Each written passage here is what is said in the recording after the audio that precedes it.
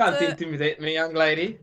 But yeah, we are going to talk about king attacks today, which is my favorite topic. I love king attacks. I don't think there's anything more fun in chess than launching a devastating attack on your opponent and just, especially if you get to do it over a board and you can just see in their eyes that they are losing. They're losing their will to play on.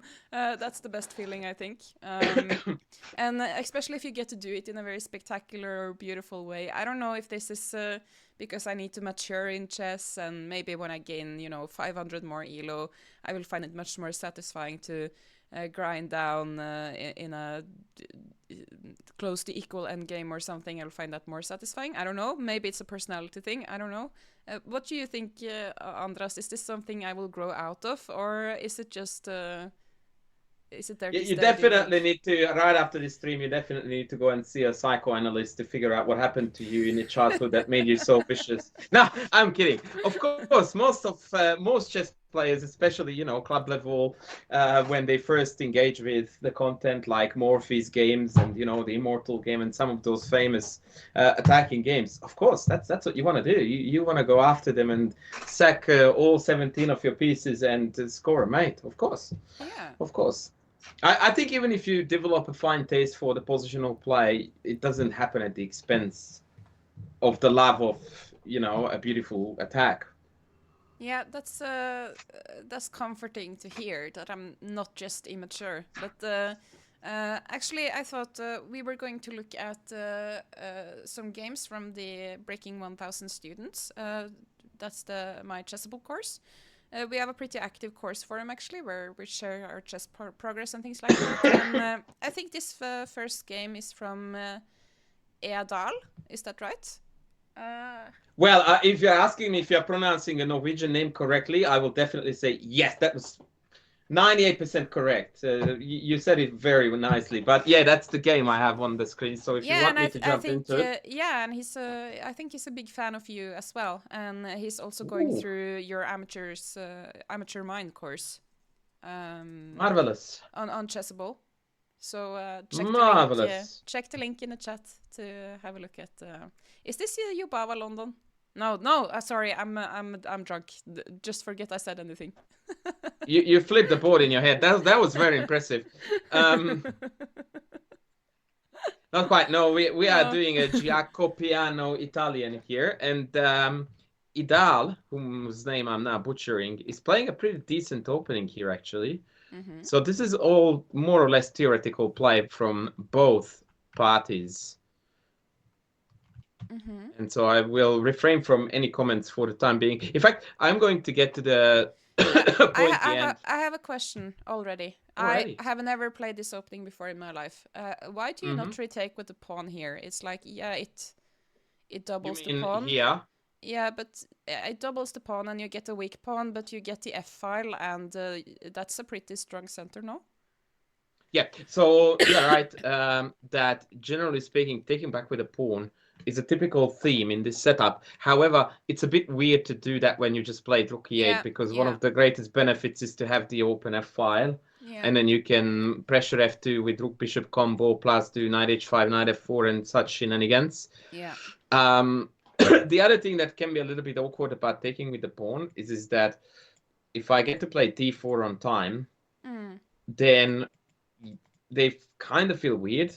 Like, yeah, no matter which way you push, I feel like I have got an adequate response. If you push this, f5 becomes an easily accessible square. d5, e5 gives me yeah, quite a bit of extra space. So it's not always as shiny as, excuse me, it may appear. But yeah. I don't think that there is anything fundamentally wrong with it either. Okay, knight f1 is typical. We want to read out the knight here. We want to play d4. Our friend Idal. How do I say that again? I think maybe his name is Eivind, but I'm not sure. But It's Edahl. How do I yeah, say that? Dahl is the surname, and E is the first letter of the first name. So I'm being a complete potato, Roald Dahl. Maybe he is a successor of the very famous author, Roald maybe we Dahl. should just say Dahl. Dahl, okay, Yeah, Mr. Dahl. yeah. If he plays a few more nice moves, I'll call him darling. Yeah, darling. That will be the YouTube shorts. There you go. I'm taking care of content here for you. Okay, so this is where things get spicy. Yeah. By the way, if we get enough content out of this, if you could spare a YouTube short for me, that would be amazing. But if not, that's okay too. It depends if you say something that's funny enough. So I'm hereby challenging you. Oh, okay. So what you just said then was that not a chance. Like, I'm. don't even bother, old man. Okay, fair. Does the d5 fork happen? Well, that's the exact issue that we are about to discuss because our opponent plays bishop b4, and here we are experiencing one of the biggest issues in lower level chess, which is the knee-jerk reaction of when something is attacked, we move it. But I think d5 just works here, no? Because if he takes, we take with tempo on the queen, and doesn't we just get a piece there? Or Yep, that's it. d5, bishop takes e1, d6, queen is hanging, bishop is hanging. Good game on your bike. Actually, I'm curious. I want to do something now. Can you hear this? No. Okay, No? I wonder if yeah, well, there are a few recorded audios on my stream deck, but because of I'm not streaming, I wasn't sure if this was gonna play or yeah, whatever. But anyway, is that the horn that you have? Is it what? Sorry. You have this horn sound? No? Oh my god, I heard a different word there entirely. I'm like, what did you just say? What did you think? What did you think I said? No, I'm not gonna ask. Something that does sound like, yeah, Orn is the end, but not a H in the beginning. Oh my word, this is so bad. No, so on your bike is a very famous expression from a Australian poker player who very rudely just told his opponent after he beat him really nicely that on your bike, meaning get the hell out of here. It's an Australianism. Okay. Yeah. Anyway, and because of we like to joke around on the stream, I made that video recording and it's part of my stream deck, so I occasionally do play that. Chat told me what you might have heard I said.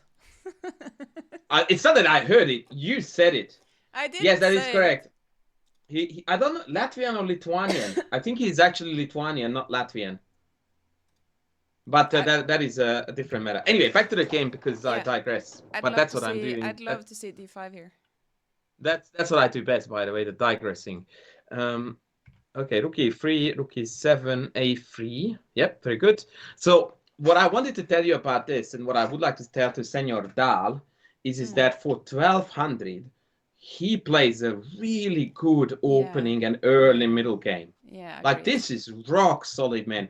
The vast majority of his moves would be matching what I would play. Now, whether that's a compliment or the first sign that you should quit chess is up for debate. But yeah, impressive stuff. He actually told me he started chess at the same time as me. So he only started January 2022.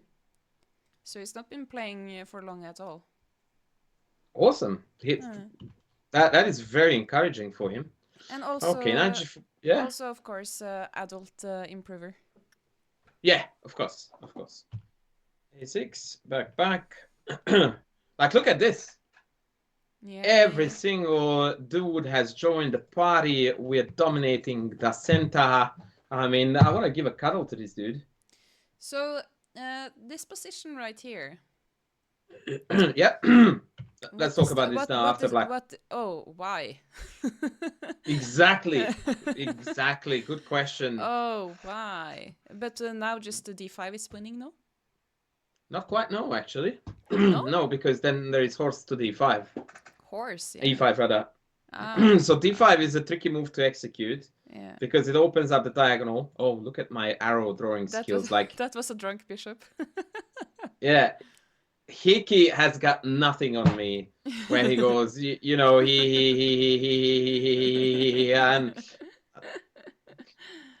you master that game when you can throw arrows like this, and everyone in chat goes like. But this this happens to me sometimes when I calculate, and suddenly I think my dark squared bishop is a light squared bishop, and then everything goes wrong because I'm doing this drunk calculation in my brain. That is another reason why you should never draw arrows when you are playing a game online, and yeah, to support your thinking. Yeah. But there are multiple reasons for that, but that's one of them. But do you think it Um, could be like training wheels to continue the bicycle analogy? yeah. But I think that the sooner the training wheels come off, the better. Yeah. Okay. So In fact, you're not a supporter of arrows. no, not really, no, because I feel like it sounds stupid, but it's not cheating, but it's kind of it's a degree of help that but that you can't rely on when you play over the board, and so why would you make yourself used to it? Yeah. That's my view on it. So, but I don't understand. Why do you just play g6 here and weaken your king? I don't. Because they were very concerned about knight f5. Which does make some sense, but the thing is that from here on out, both black and white kept on missing for like 5 moves straight, back to back. Yeah, because Black, here, what is the idea? What is the main plan for white here? I think you're in a good attacking position here. right, but black needs to play d5 exactly because the attack is looming, and then chuck this knight in here. Yeah. And sack a pawn, but then had developed some attack against the d4 pawn. So this is quite playable at multiple points, especially. Well, not. I mean, g6 was just yeah, not pleasant sight. So let's just pretend that never happened. We drop back, king here, and here we played queen c3. That was another sussy move. Yeah. But the best move for white here is a really challenging one to find. Are you challenging me? Yes. Queen takes h6. No, I'm kidding. I think you said I think it was you. You said in every puzzle you should look at. I did say that, I but this is not a this is not a puzzle yet. There is no forced win. This is still the build-up.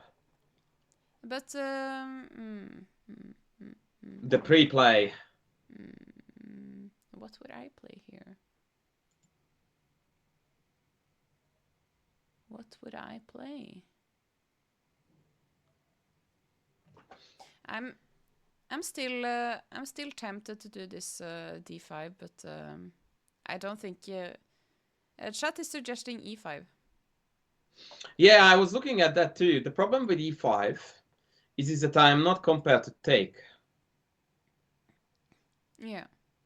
So I can just simply play knight d5, and if I can keep this horse here, then this diagonal is never gonna come to anything. Yeah. I wouldn't call it bad, but it's definitely not the best. So this is a difficult move to find, no? Very. I don't think I would have found it, by the way, which makes it a curious challenge. Chat is suggesting h4, but I'm not sure if it works. Yeah, I'm not feeling h4 because h5, I don't respond, and we still have nothing. Yeah. But funnily enough, the square is correct. Is it the knight? Yeah. h4. And amazingly, the knight f5 sack king attacks for you, Sylvie, are very difficult to hold. Yeah, because in fact, if I'm not mistaken, this is only. I was looking at knight f5 with the other knight, but I figured it didn't work. But now you get the reinforcement on f5. So this is only. And here I was trying to make an idea work, and then I realized that I'm close, but not quite there. I think f4 was my plan, but there's a line where something hangs with check, and so the engine wants king h2 first. Yeah. But for the life of me, I don't remember now what it was. What's wrong with f4 again? d5, I wanted e5. Yeah, this is completely winning.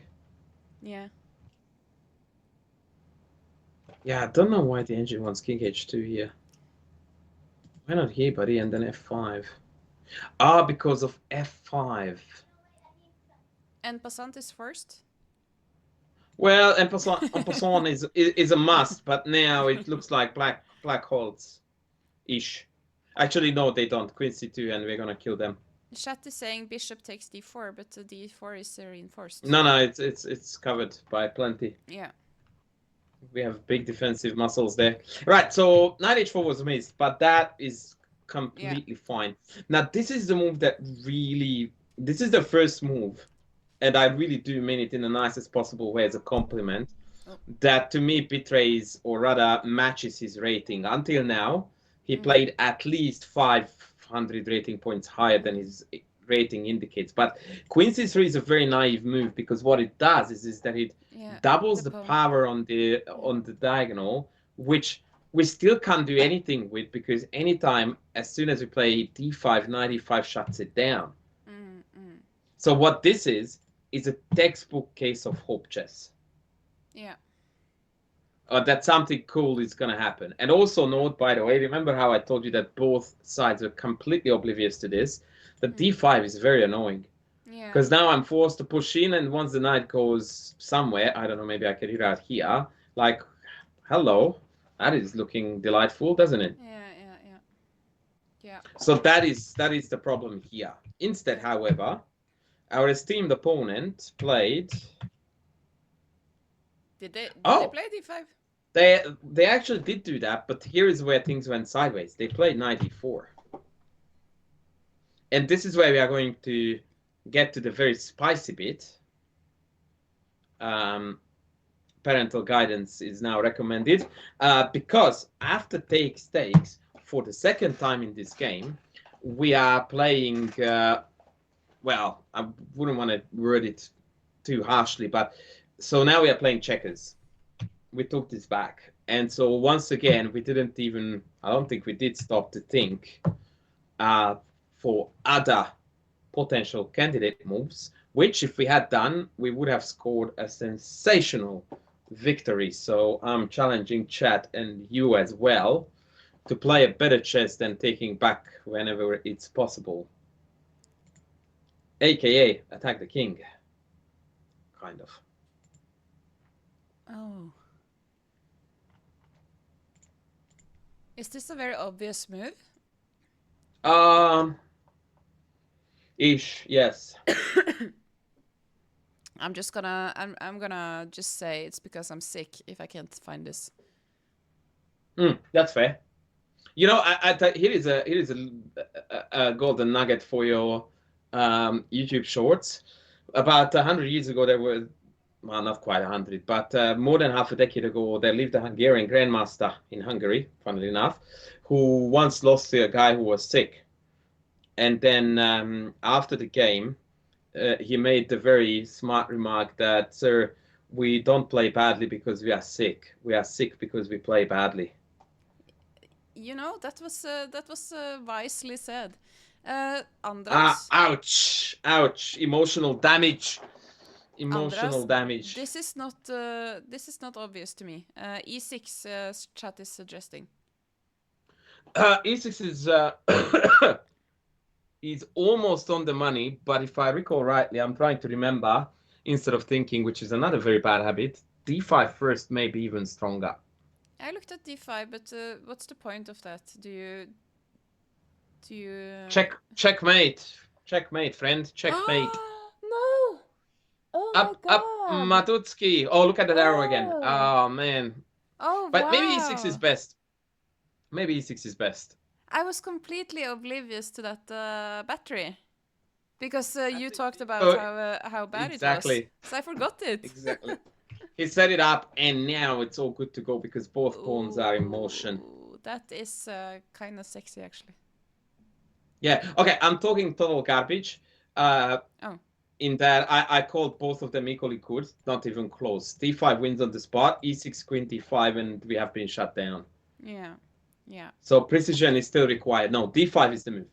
D5 is the move, and now it's Carnage City. Yeah. Chat said E6, Queen D5. Yeah. So, yeah. Well spotted. Yeah. Excuse me. So we missed this, right?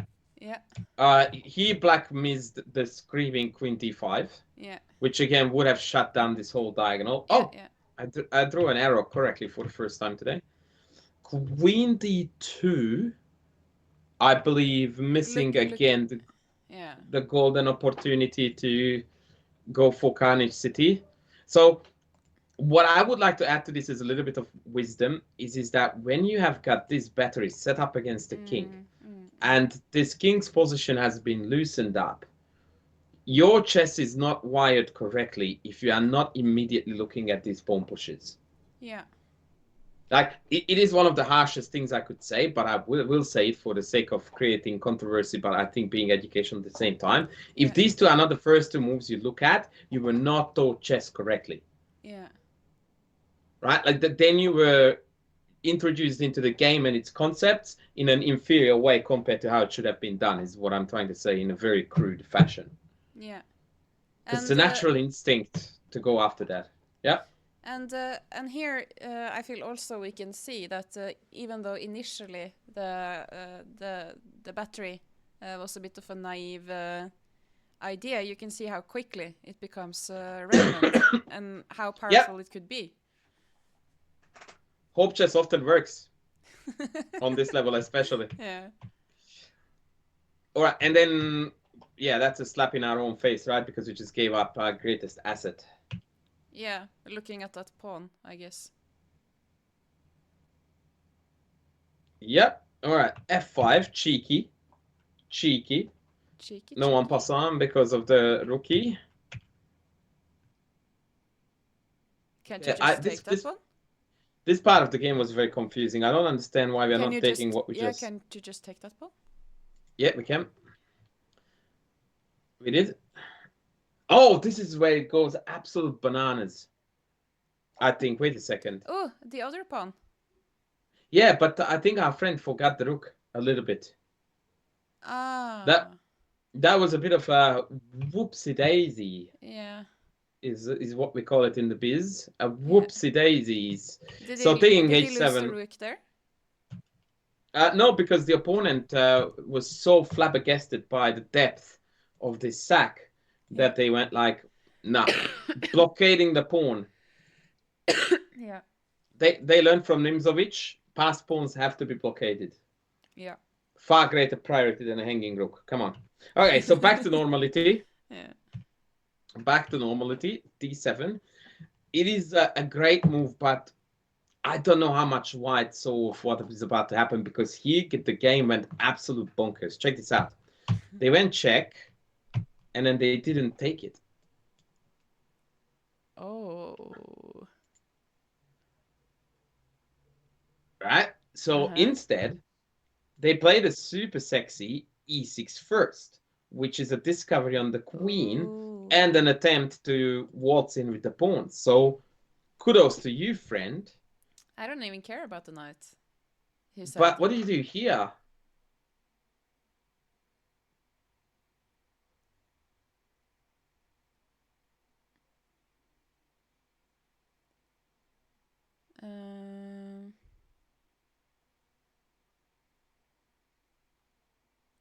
Because this is a part that I don't know if he foresaw or not, but frankly, I didn't think he did. Like, I didn't see it until it was played. He did play the best move here, but, oh man, seeing it like when he left the knight hanging, I don't know. That was ballsy. Yeah.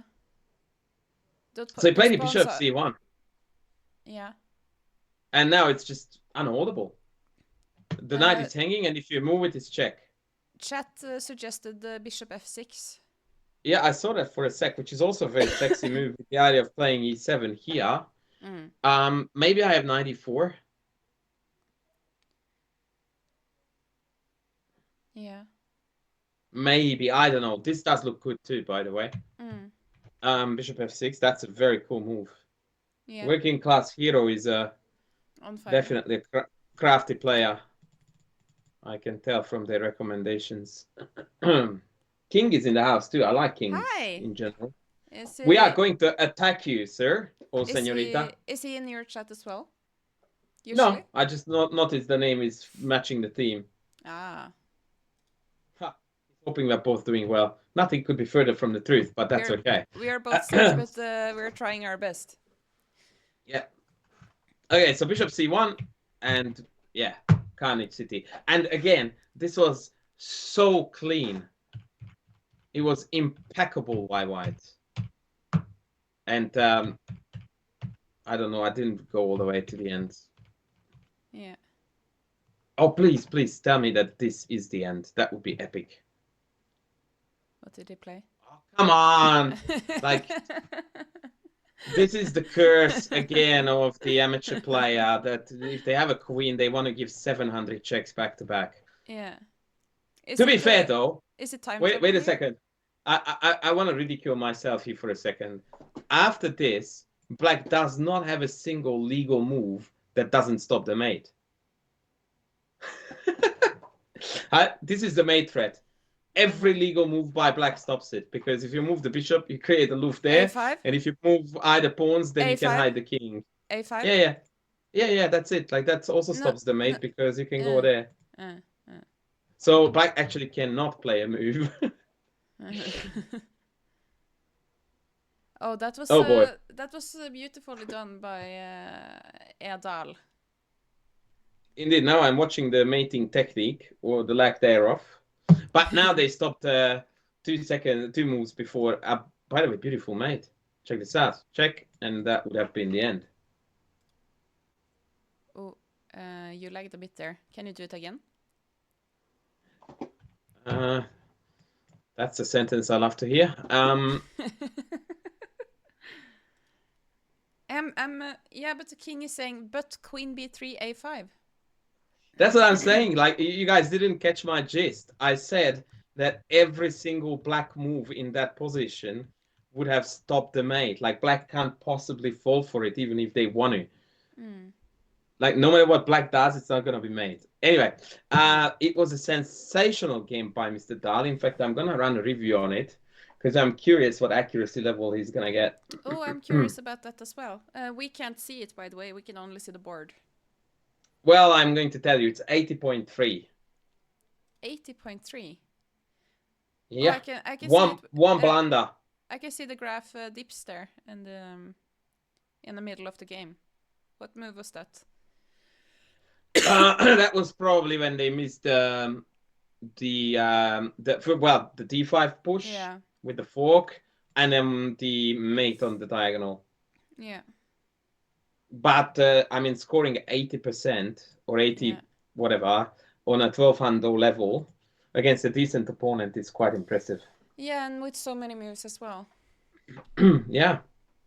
Yeah, that was a really cool game. Really cool game. And you wanted me to have a look at this absolute mayhem that happened in this one. Yeah, this is another Breaking 1000 student, a very active student. It's I don't remember. It's kind of a long name with a lot of numbers and things like that. But if you're watching, you will recognize your game. I just wanted to have a look at this because the tactic they found was kind of funny. Yeah, it was. Look, I don't know why, but I can't eliminate the analysis from the business, and it's very colorful, if you know my gist. So I'm tempted to just skip and get to the point. Yeah, let's do it. Let's do that. Okay, so this is where things got quite exciting. Yes. Where we set up this battery here. Yeah. As you can see, the double question mark from the .com engine is crudely telling us that that wasn't it. But I would like to give credit for the recognition, because when you identify patterns like this, that is the first step toward becoming a better chess player. Yeah, so this student, I think, is 8 or 900. So Queen f3 played, Queen e7 played. So here we, well, this is a typical classical case of a complicated blunder, because here white has check and takes. Oh, we're getting a raid from Maripant with a party of 50 people. Thank you so much, Maripant. So nice to have you guys over here. I hope you can stay for a while as well, Maripant. Go follow her. We gave them a shout out now in the chat. Hi, very nice to see you. Very nice to see you. So we are doing king attacks today with chess coach Andras. And both of us are sick, by the way. We have not taken up smoking. But still, There's a lot of action going on. Right now we're looking at a game from one of the Breaking 1000 students who found a very cute tactic. By the way, already queen takes f6 was interesting. With going in for that idea. What's a particularly nasty thing about this whole shebang, though, and we are definitely talking here about 2000 plus rating level of calculation, is that white is actually winning here, or at least somewhat better after one particular move. Let's see if Chato, you can find it right off the bat. Yeah, queen takes rook g2. Sorry, what? It's white to move. Oh, white to move, yeah. Yeah, so black just sacked the queen, but if we take here, then rook g2 is gonna wreak havoc. Yeah. Can you flip the But board? yes. Oh, No. is it just a check, rook check? Which rook? Does it matter? Of course, otherwise I wouldn't ask. You're so harsh. Exactly, but by answering your question, I already gave away the answer. Rook A. E1. Well, but then what's the point? I go bishop e7. Yeah. And then... Oh, okay. But, but I think there is a rook sack here. Let's see. Oh? Rook f to e1, check. Yeah, because then you created a luft. Yeah. So now if I play random, you just walk away with the free queen. Yeah. That's it. I quite like it, by the way, that you called me very harsh on one of the very few things that I didn't think was harsh. I'm giving you endless opportunities to call me harsh, and you did that at the time when I thought, I was quite vanilla. I like to surprise you, keep you on your toes. There you go. Always. All right. So now came the epic windmill, and here our friend, whose name unfortunately we don't have, went to town on this windmill like their life depended on it, and mowed down everything. Like, freaking give me the lot. I'm very upset. that they didn't take A2. I think this was so funny. It's just like you really have to take absolutely everything before you take the queen there. Look, it's definitely top-notch sadism. Like the Spanish Inquisition would have requested some private lessons from the black player here about how to torture the white player. For the sake of being a little bit instructive, I would like to point out that after taking the knight, it was time to go for mate. Yeah. Which generally speaking goes like this, so that you cut the king out on the g file entirely, and it reduces white to interference, or rather just a blocking move. Well, if I block with the rook, I just take the queen, I pick off the rook, it's going to be mate soon.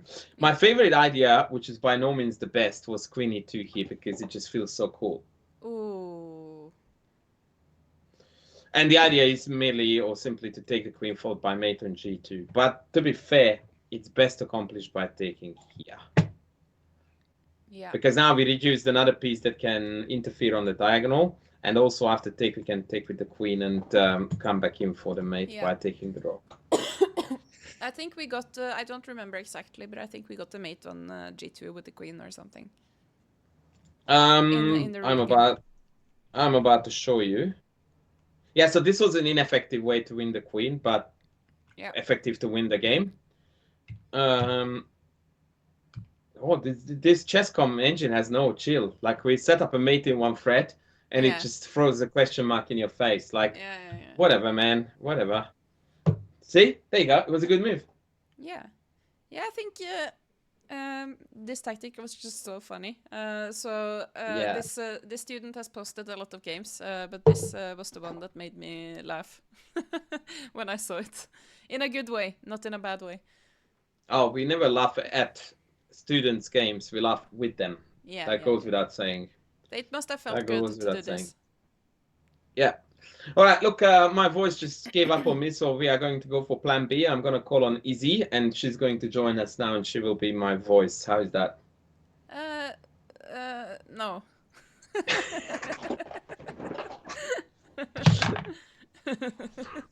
Okay, that didn't work.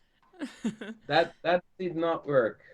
I love how your green screen, by the way, is visible inside your headphones when you look at the Oh yeah, camera. that's a special touch. Actually, no, I painted them green on the inside. Is this an issue when you do the Chessable courses? No, because it's just Skype being garbage. So what are we looking at now? Is this Hopefully your me, because I'm still my usual dashing self, where irresistible. yes, agreed.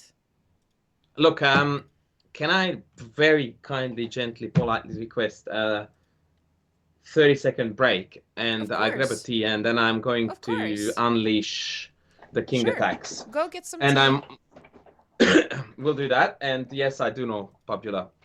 Yeah, yeah. His That's first that's his fine. first coach and my first coach was the same guy. All right, BRB. So it's actually kind of funny how, or not funny at all, that both me and Andras, we're really down with the weather right now. So I hope you appreciate that we are not canceling on you guys. We are still doing what we promised. Um, I'm certainly having a lot of fun. I always have a lot of fun with Andras. He's quite funny, and of course, I think he's one of the best coaches out there as well. So he's quite active on YouTube. If you don't already know, it's just chess coach Andras. Hi, Salot. Nice to see you. And also, nice to see all of you guys in the chat. Ulon, King, Kayudo, always here. A working class hero. Very nice to see you. How are you guys? Are you doing okay? Are you playing a lot of chess lately, or I have not played for a while because I was in Stavanger at Norway Chess, so I was there working. And I actually brought my day job over there. So I worked my 9 to 5 in the morning, and then I did Norway chess work in the evening. So it's been a rough week, but it was a lot of fun. I got to talk to Hikaru Nakamura. That was definitely a high point of that trip. I've always been a big fan of Hikaru's playing style. I played the King's Indian because of Hikaru. But now I feel like I can say that he's a great guy as well. You know, very polite, very nice. King played an OTB event, but apart from that, not really playing chess past 2 months. He got 6 out of 9. That's good though. Did you gain any rating? Also, I'm quite impressed with this tournament that Gotham Chess did. He almost got that GM norm. It was quite exciting to follow him.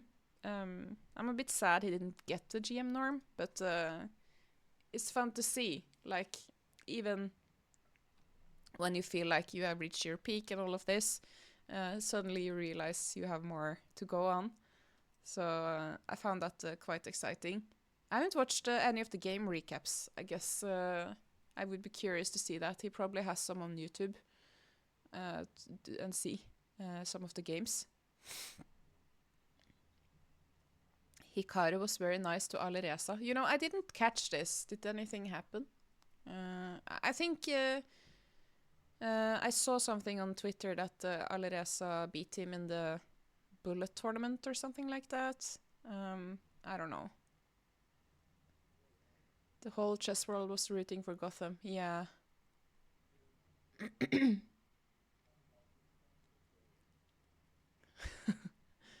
Sadly, now he plays a bit more solid. Not so many kids, Nearly but done. One more sec. yeah, that was it. The game against Gelfan.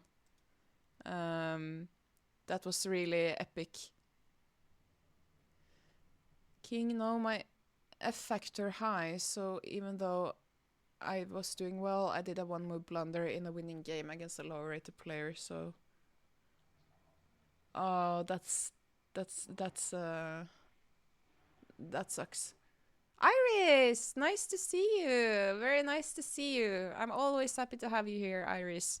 Nice to have some fellow women in the chat. Um, I'm here with Andras. He's just making some tea. I can hear he's dying over there. So, are you okay, All right. Andras, or are you dying?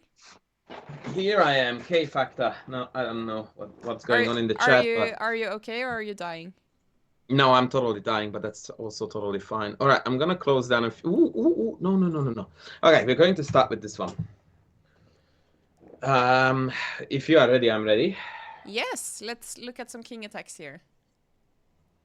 Okie dokie. All right, so this is gonna be this is you're not meant to cough. That's my responsibility. Please stop. I'm sorry, taking the attention away from you. I know you don't like it. Exactly. My cough is a lot uglier than yours. Let me shine.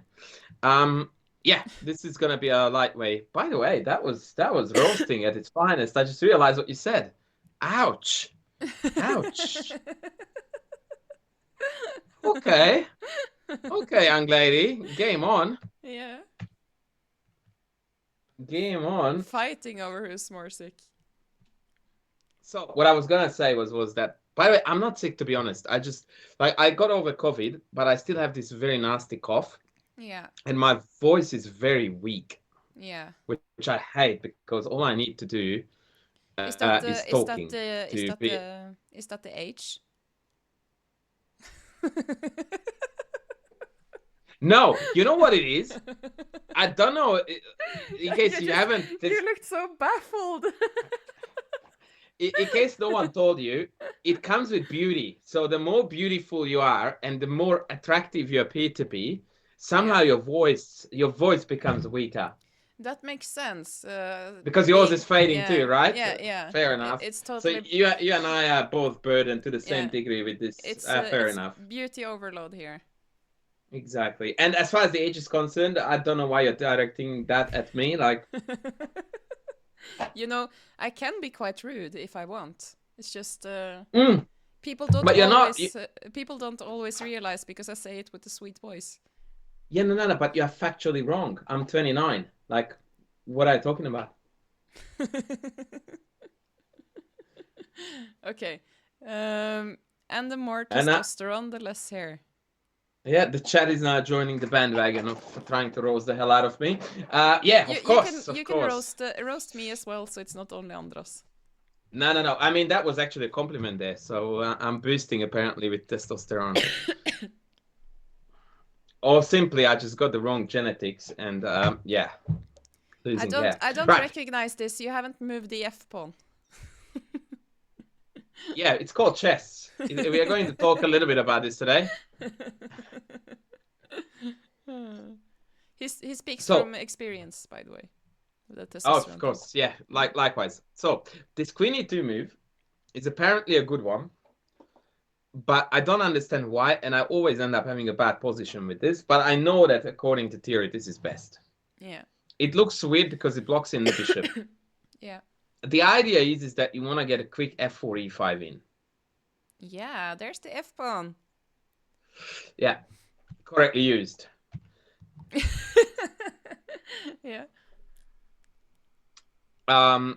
Castles b5, excuse me, and I would like to open up here sort of like a guess the move game between me and the rest of the crew.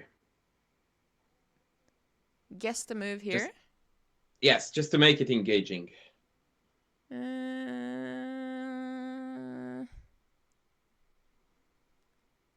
Is there like an immediate win here? No, not at all. No, we are still playing chess. And by the way, this is something that we'll discuss later on a little bit more deeply. That generally speaking, attacking the king is not. In fact, I will say it right away, right now.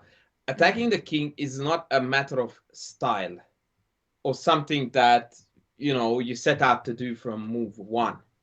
It's a byproduct 98% of the times.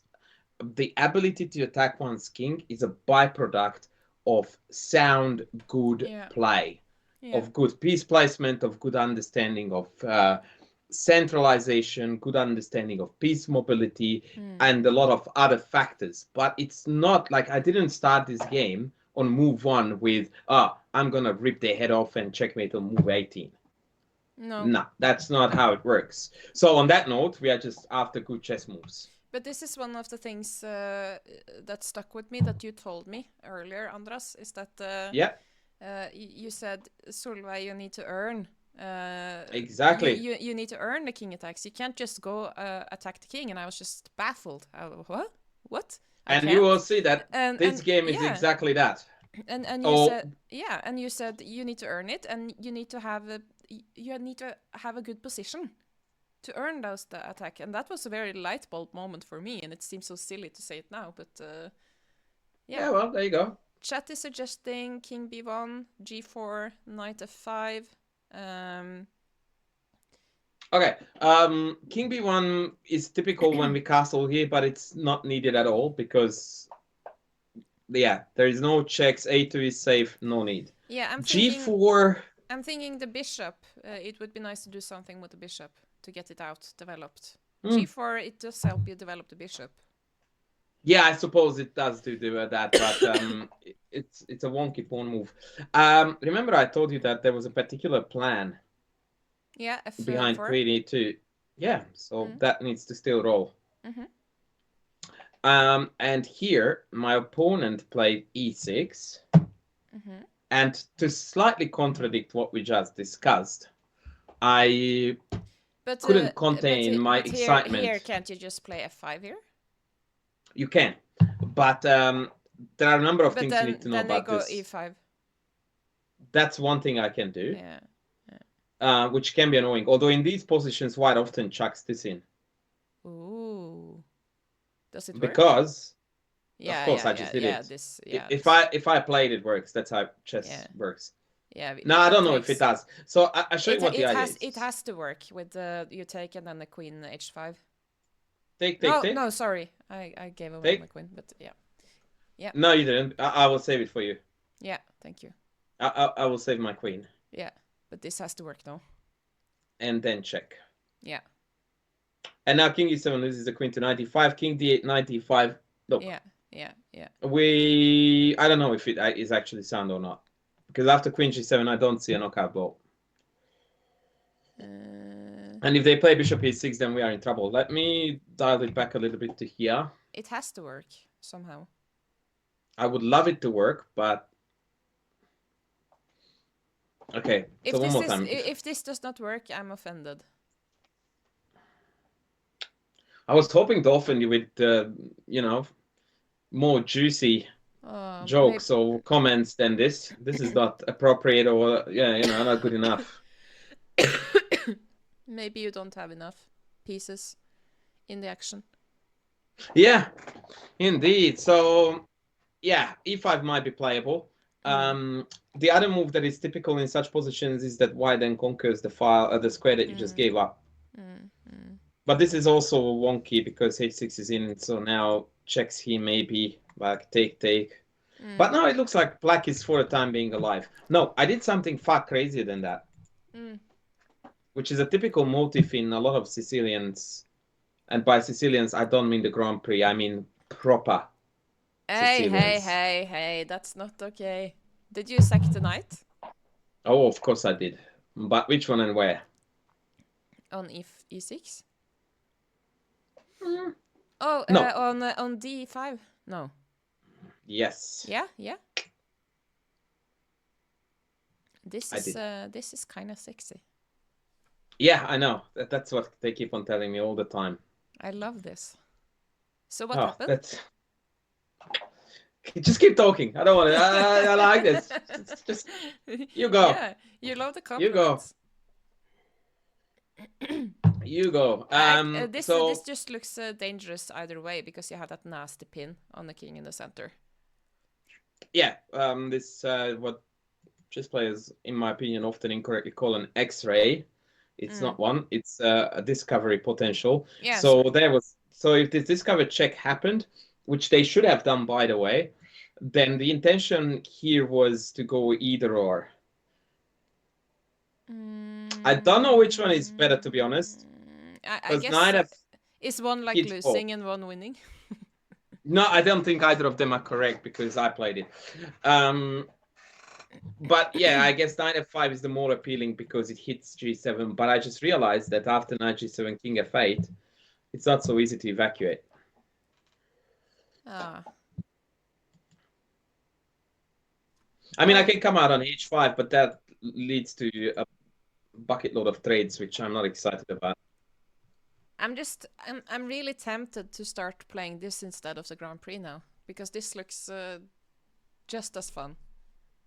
Oh, hello, welcome to the Open Sicilian. Apparently, you haven't watched my YouTube video about which is titled "Why You Should Play the Sicilian."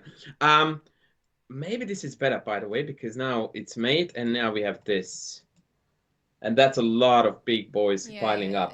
Yeah. It is. It is. You know what I would do if I were black in this position? Give up. Go Nope. bury go bury yourself in the woods. No. I would do this. Yeah, that is a nice. You would give the rook. Well, yes. So I don't know. If, I actually don't think that taking this is the best move for white here. For example, I'm thinking, and this is a level of sexy that I am reluctant to demonstrate because, you know, it has never been seen in the history of Twitch chess streaming. But check this out. Total crazy town. Right? You can't go back to the 7th. You go here. I'm sorry. You are forgiven. And now I have got multiple winning moves. I can't decide if I would play here this or take this. Oh. This is parental adversary. Exactly. But I think I like actually Queen F2 more.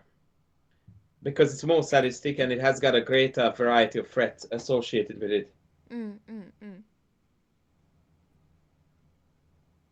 Wow. That's pretty cool. Okay, back to the game. Because the game is going to be pretty sexy. So they took with the knight. They chickened out. Yeah. Oh my god, I missed something here. I just realized. Oh no. That face. What did you miss? I was giving this guy grief for doing checkers and retaking, and I just took back and I realized that I have the most fancy, sexiest win here ever. You have to chat, you can't say it. So I must find it. Do I have to find it? Because if you do, that will be the day when I converted you to Open Sicilian. And I literally just found it right here as I played out my move, and I went like, oh, you potato, you missed that.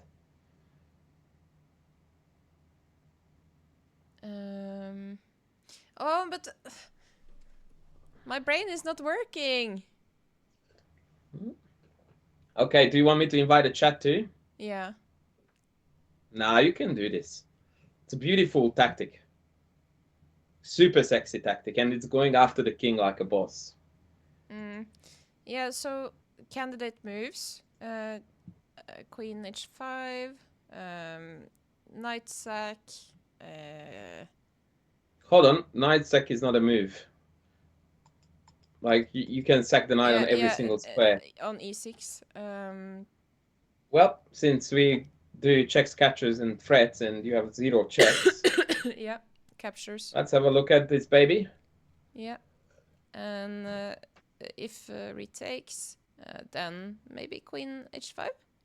Isn't that? Wait, is that mate? I think that's mate. I'm the one asking the questions, young lady. Yeah, I believe that is mate. Yeah. So knight takes e6. If f takes e6, then queen h5 check, and then g6, and then the queen takes g6. Yeah. So they can't take, and if the queen goes anywhere, then you just take d5, and then you open up the e file. Yeah. Believe it or not, I missed it. I'm a total loser. Yeah, but this looks so nice though. It does, but the other one would have looked nicer. Yeah. Okay, now I did play knight e6 to redeem myself. Yeah. They here, which is Uh, always annoying when they don't get to when you yeah, don't get to play your sexiest mate. But whatever. yeah, yeah. Now I played Queen G4 here because I wanted to float this idea, Yeah, yeah, and I also wanted to keep the mating moves alive. yeah. And I also thought that they would go here. And I had a secret agenda. What is Oh, the best looking move to you here for white? Don't look for mates. I'm just thinking it must be so terrifying to play against you. Thank you. I would take that as a compliment. Yeah, it's By the meant way, as a compliment. I should have tweeted this that we were on. Yeah, you The should have. problem is that I could go on tweet now here, but then I would leak my tweet, or rather my Twitter. Oh, you did tweet it. Okay, so I will retweet it I right have now. tweeted it. You can just retweet it, I think. Yeah, but I already retweeted this once, so now I'm going to do it again. Yeah. Okay, I don't know, cool beans. just normal looking move. If there's not a mate here, we should probably do something with that knight, no? Your Ah, pronunciation of bishop was a little bit strange, but I got it. oh, yeah. Yes, Okay. because we are all the students of good old Yasser, and Yeah. Yasser said, "Bring all the boys to the party." Yeah, looks nice on d3, no? Yep. What would you play if it was white to move again? I would play. I would sack the bishop, I think, on g6. And you would be right. Objectively speaking, bishop takes g6 is the best move here. But what is the sexiest move here? Queen takes. Of course, queen takes is the sexy move. Yeah. The reason why bishop takes g6 objectively is better because after you take with the queen, you don't have a follow-up threat. Yeah. Okay. I mean, it's completely winning, but you don't have a follow-up threat. The opponent here was trying to get cute, played e4. I took, and he went like, "Ha, gotcha! I'm winning your bishop." What is wrong with this idea, apart from the fact that it exists?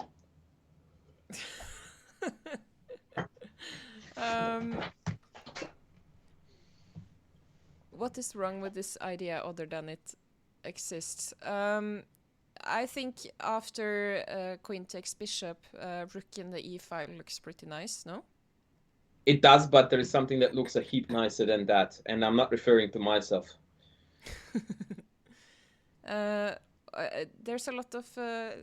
isn't also the c7 square kind of easy to occupy now?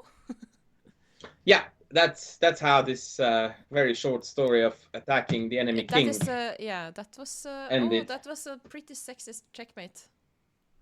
Yeah, thank you. I thought so. Yeah. Wow. Andras. I would be terrified to play against you. Oh, it has nothing to do with me, lovely lady. This is the power of the open Sicilian. Yeah, but it has something to do with you as well, I think. You're kind of aggressive. You're too kind. But yeah, I mean that's comes with the trade, I suppose. When chess is played well, it's played aggressively. I agree. Okay. Your playing style is my favorite from all the content creators. Oh, you're too kind. All right, I'm gonna show you an absolute crazy city game. Yeah. And you cut out the names so the people can't see it. But yeah, we can't see it. But I'm going to tell you that this is against a very, very, very popular chess streamer.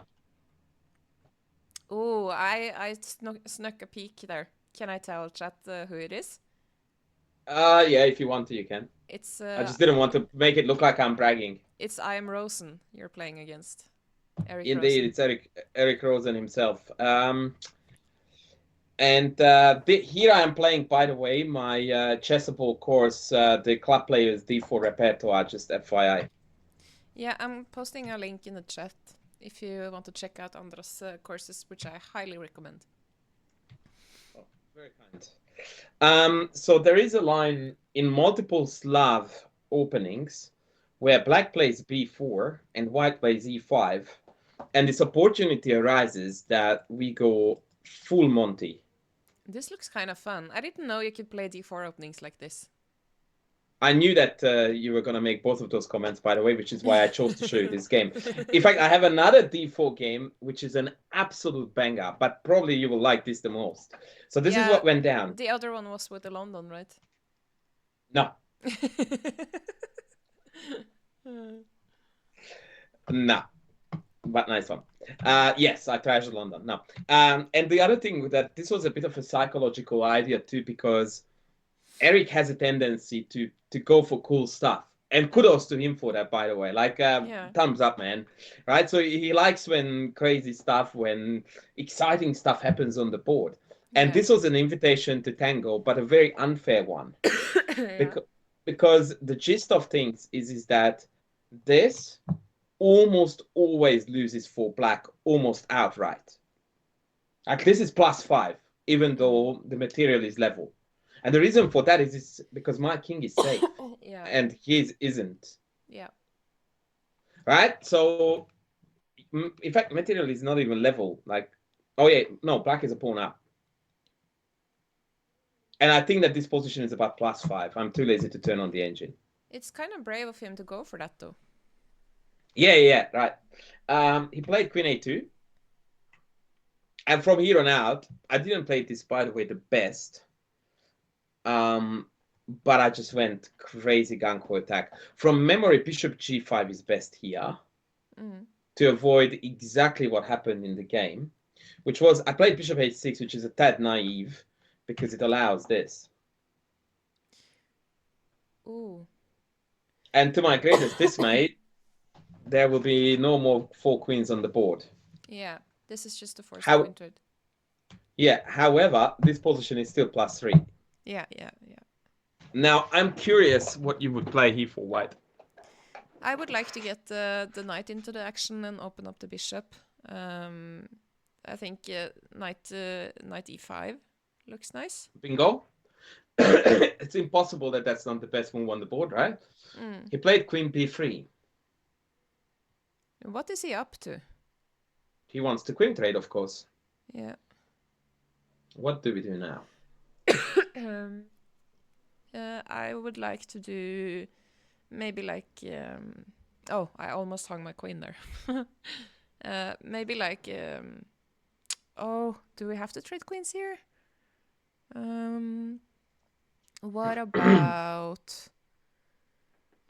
moving the queen to c1 or d2?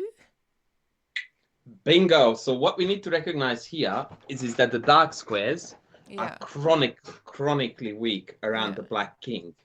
And so even though we have limited material to go after the king, the knight-queen combo is going to be absolutely brutal. Because so they're so dangerous together. Exactly. So and what would you do now? Queen h6. And what if king e7?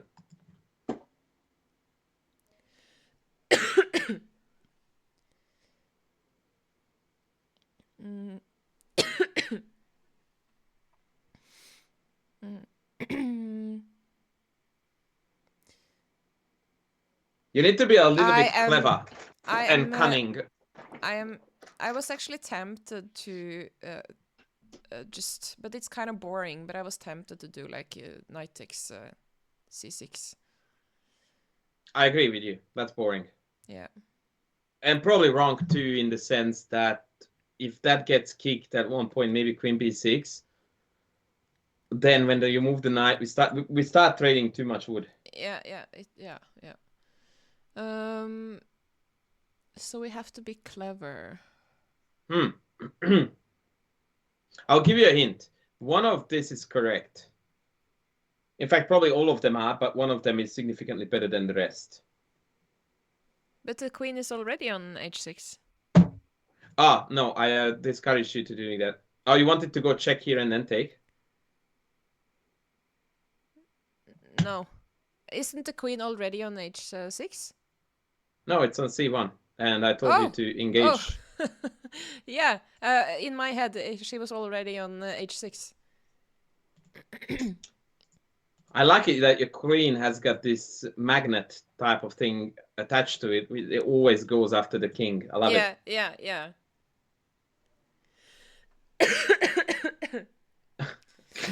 Um, interesting comment there by the chat. Yeah, I just saw it. I didn't know how to respond.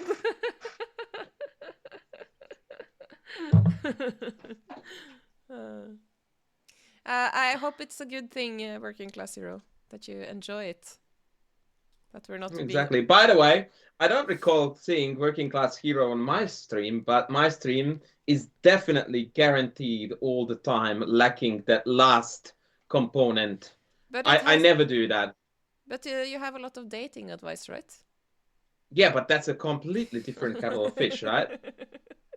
But My my stream is dedicated to supporting learning and growth and chess improvement, but if people would like to improve in other areas, I'm here to help. yeah, I think Queen G5. Now that I've gotten some time to think about it, looks nice. Exactly. So this is a particularly dirty move because what do you do after King E7? I had a thought, but it disappeared. Well, I had an idea with this. we'll have to make it reappear.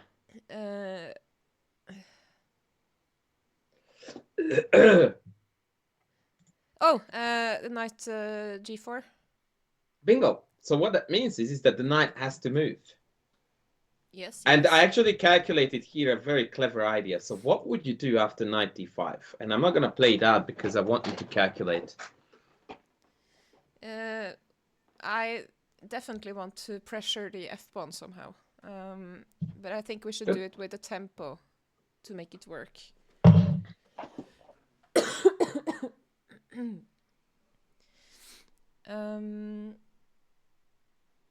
Can we do like...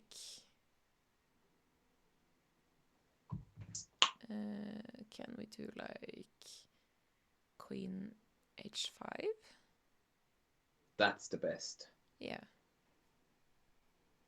Yeah. You absolute legend. So this is a beautiful demonstration of knight-queen combo attacking to maximum power. They are so strong together. It's the true power couple.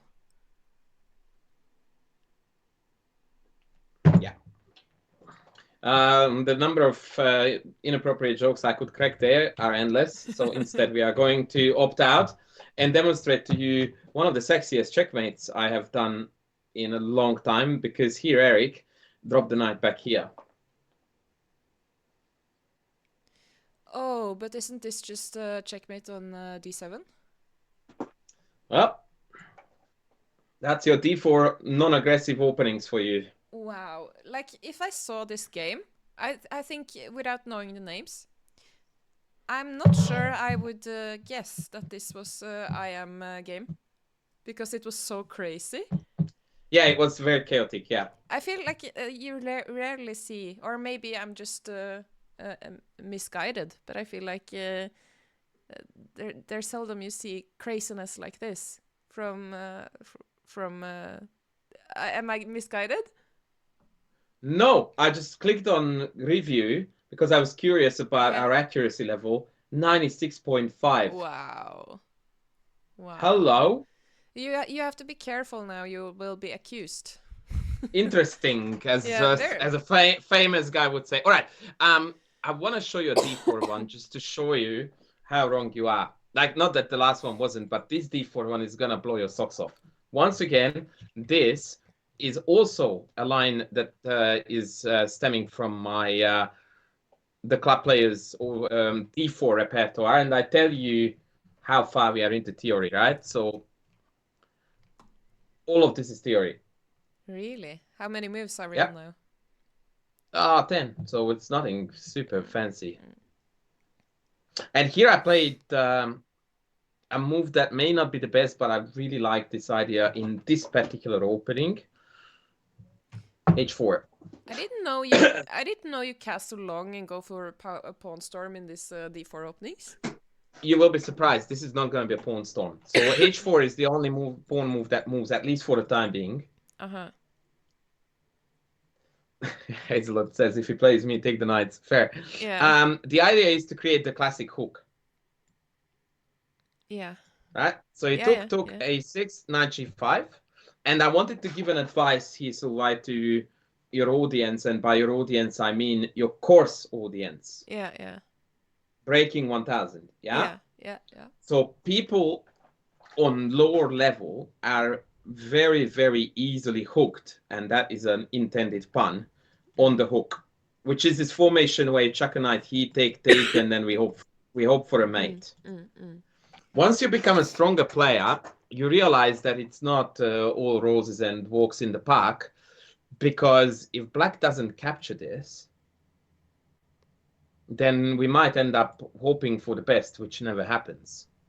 So my piece of advice to anyone who is, keen on trying to chuck the knight in and then create this hook with h4 is that you don't evaluate this to be correct or wrong based on what happens if they take it, because that is almost always wrong for black, right? So the way how you determine the value of this set is that you try to figure out if you can continue building the attack if they don't take it. And if your answer is remotely vague about whether you can or you cannot, it almost certainly means that you are playing hope chess. Yes. So that's where the trick lies. It's not that, oh, look, it's so cool, they will take, and then h4, h5 attack. Everyone can see that.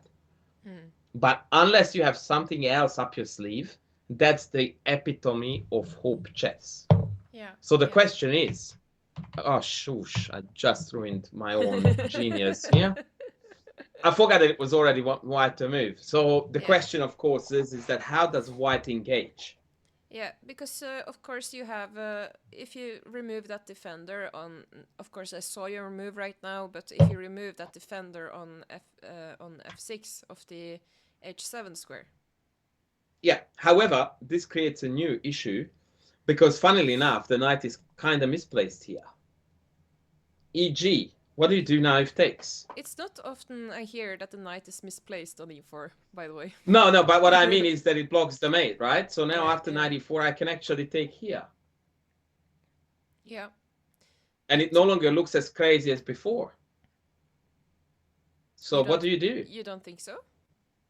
Well, I'm happy to take the challenge. You can be white, I will be black. I think this looks very nice, just looking at it. I am not denying that. Here I would be tempted to knight takes f6 check, and that followed up by oh, I just noticed the queen. You take, I take. I noticed the queen on the fifth rank there. That ruined what I was thinking, because I thought takes and then pawn takes g5 with tempo on the bishop, but it doesn't come with a tempo. I'm very good at ruining the party. Yeah. So what if we don't do knight takes? All right. So working class in the chat, by the way, recommends just h takes g5 and let's go. Yeah. What do you think black's best is against that?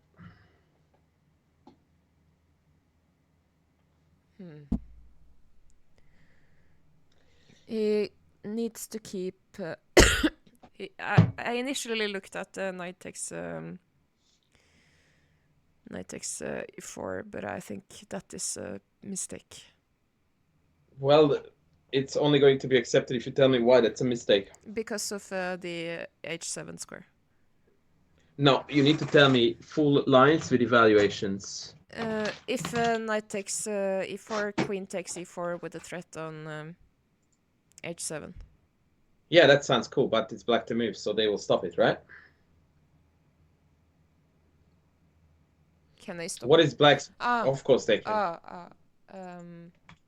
Multiple moves, but one in particular. Queen f5. Ah, so what do you feel now? Huh? How do you feel now? Depressed. Good, because 10 seconds ago you were about to call it off thinking white was mating. Yeah. Yeah. So which That Solveig am I going to believe now? no, we're going to mate. I just need to find the win. Oh, Um. careful how you word this one. But uh, why is this not working? I'm angry now. Good. Channel your anger into finding the mating. The way to mating.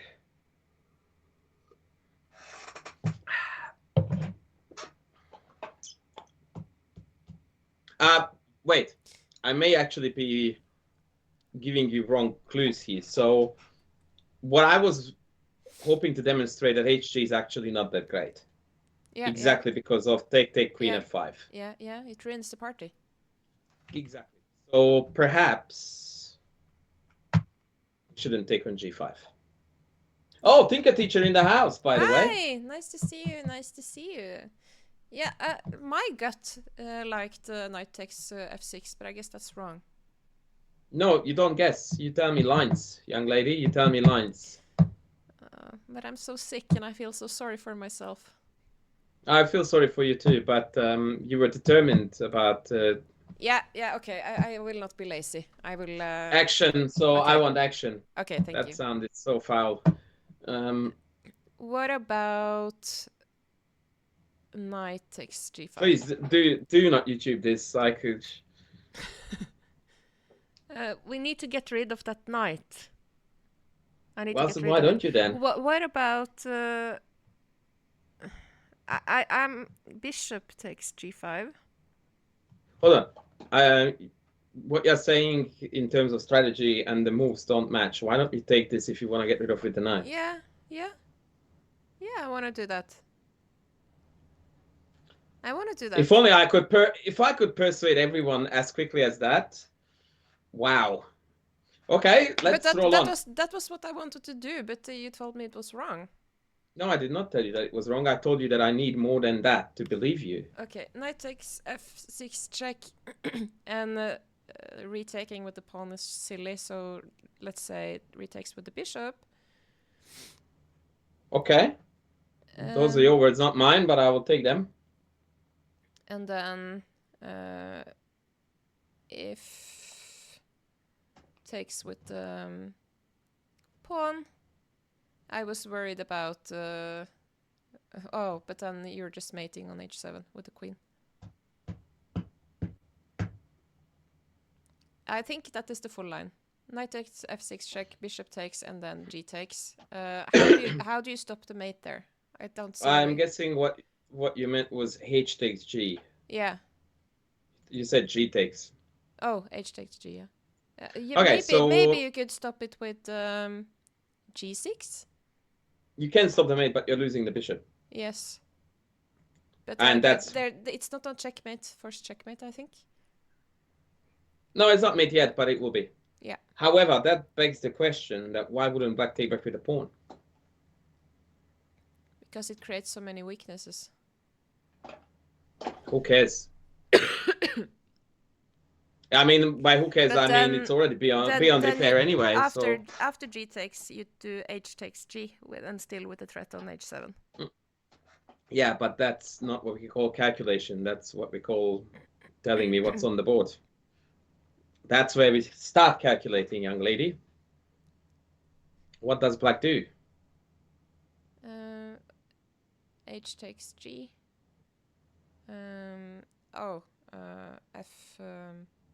F5. No, queen f5. Actually, f5 was played in the game. Yeah. Yeah, so this happened actually. I'm curious what you would do just one move after f5. Push the pawn to g6. Isn't that hanging? Or you don't care? Pawn is on f5, no? Yeah, but that was this pawn. Oh, yeah, yeah. I'm getting confused. Chat is saying queen f5, bishop d3. Yeah, I was about to go to that one. So I was curious what you wanted to do after take f5. And it didn't have to be a mate, by the way. And here we are entering the territory of why chess is difficult. Because when we looked at the knight takes, bishop takes line, we concluded that this is completely winning for white, no questions, right? Because the king is still a wreck, material is level, everyone can see that almost at any level. However, when I calculated this sequence, Yeah. I calculated as far as this, and I calculated rook h6 with the idea of doubling on the h with an upcoming attack. Now, this is not conclusive at all for a lot of chess players. To me, it was like, it's over. But this is why chess is so hard, because for some people who don't see here an immediate win, they back up, they back off on account of I'm a piece down. No. And it's not about me blowing my own trumpet, but I just knew that there was no way whatsoever that this was going to be holdable for black. Yeah, but that king is so weak. I didn't even think about being a piece down. Now, I tell you what, though. I forgot what I was going to do against queen f5. Because bishop d3 may look appealing, but queen c5 forces the queens off. E4? No, that hangs the bishop, sorry. Now, there was a motif here that I wanted to show you that was very cute and important, which was this. Oh, connect 3. Well, it's the pin there. So now we are a piece down, but the black king is still quite surprisingly very, very exposed. Yeah. But I don't think this is enough for a win. I must have oh, maybe just queen e2.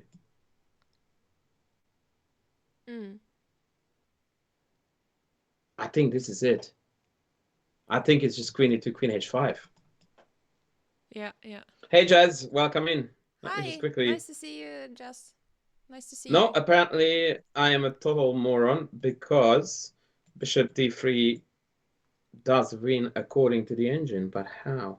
Oh, because I just trade queens and take f6 and it's gonna be mate. Oh, I'm a potato.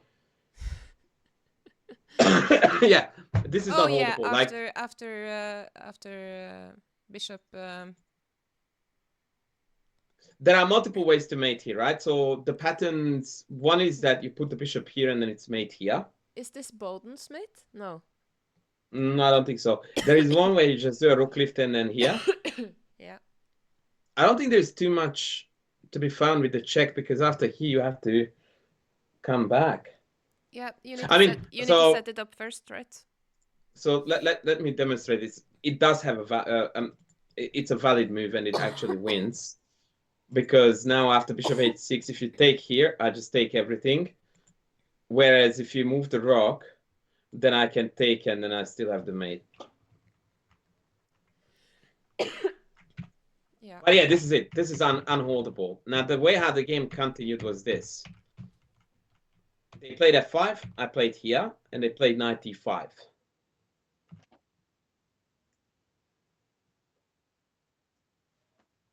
Bringing all the boys to the party. And I was super impressed with myself. Are you still alive? I'm just coughing my lungs up here. Yeah, it sounds delightful when we both are coughing in unison. The new chess opera. I'm muting myself on the stream. Okay, chat. This is a really difficult move. Let's see who can find it. Oh, it's hilarious. I can still hear her coughing because I'm on a call with her. That's mental. Yeah, I'm trying to mute myself on the stream. It must be so annoying. Do you want a drink or something? Do you want some tea? Yeah, thank you. No, it's fine. Don't tell me I'm not a gentleman. I'm trying to look at this position here. Chat, you need to chime in as well. This is the hardest move of the game. No pressure.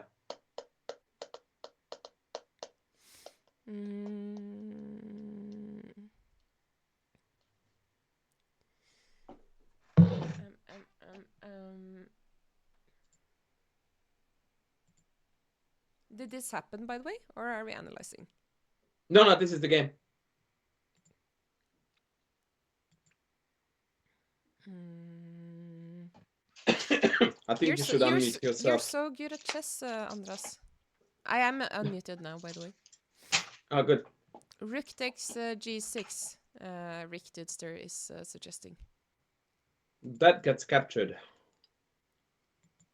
Queen e2. Chat Queen is e2, queen suggesting. h5, rook h8 is a very interesting idea, which may be winning.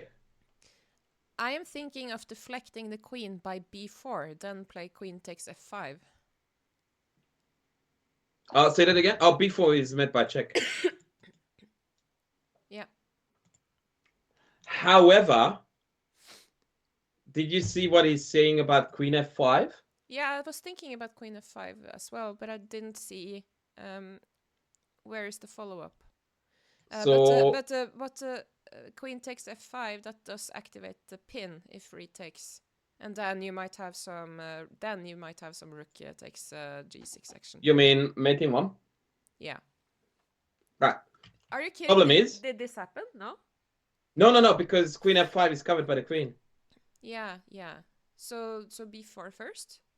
No, No, that because hags b4 the check. allows Yeah, this to the check. Sorry.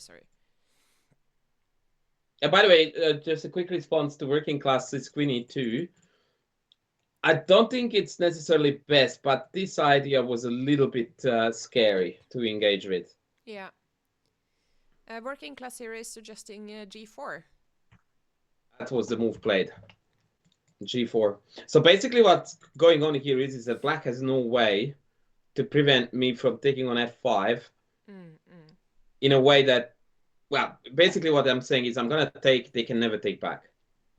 Therefore, game over. Yeah. And they cannot take because that's mate in 2. Right? So after g4, they played bishop a3. I took f5. They played bishop b4. I mean, this was just instead of resignation, really. King b1. Note that queen f5 loses to queen f5 takes and mate. Yeah. So they played rook d8. I was really annoyed by this stage, by the way, as to why they haven't resigned yet. So I decided to play for beauty. f6. Ooh. Now, the plan is not rook takes. It's queen takes. Andras, because now we are playing for beauty. And then take, check, and then mate.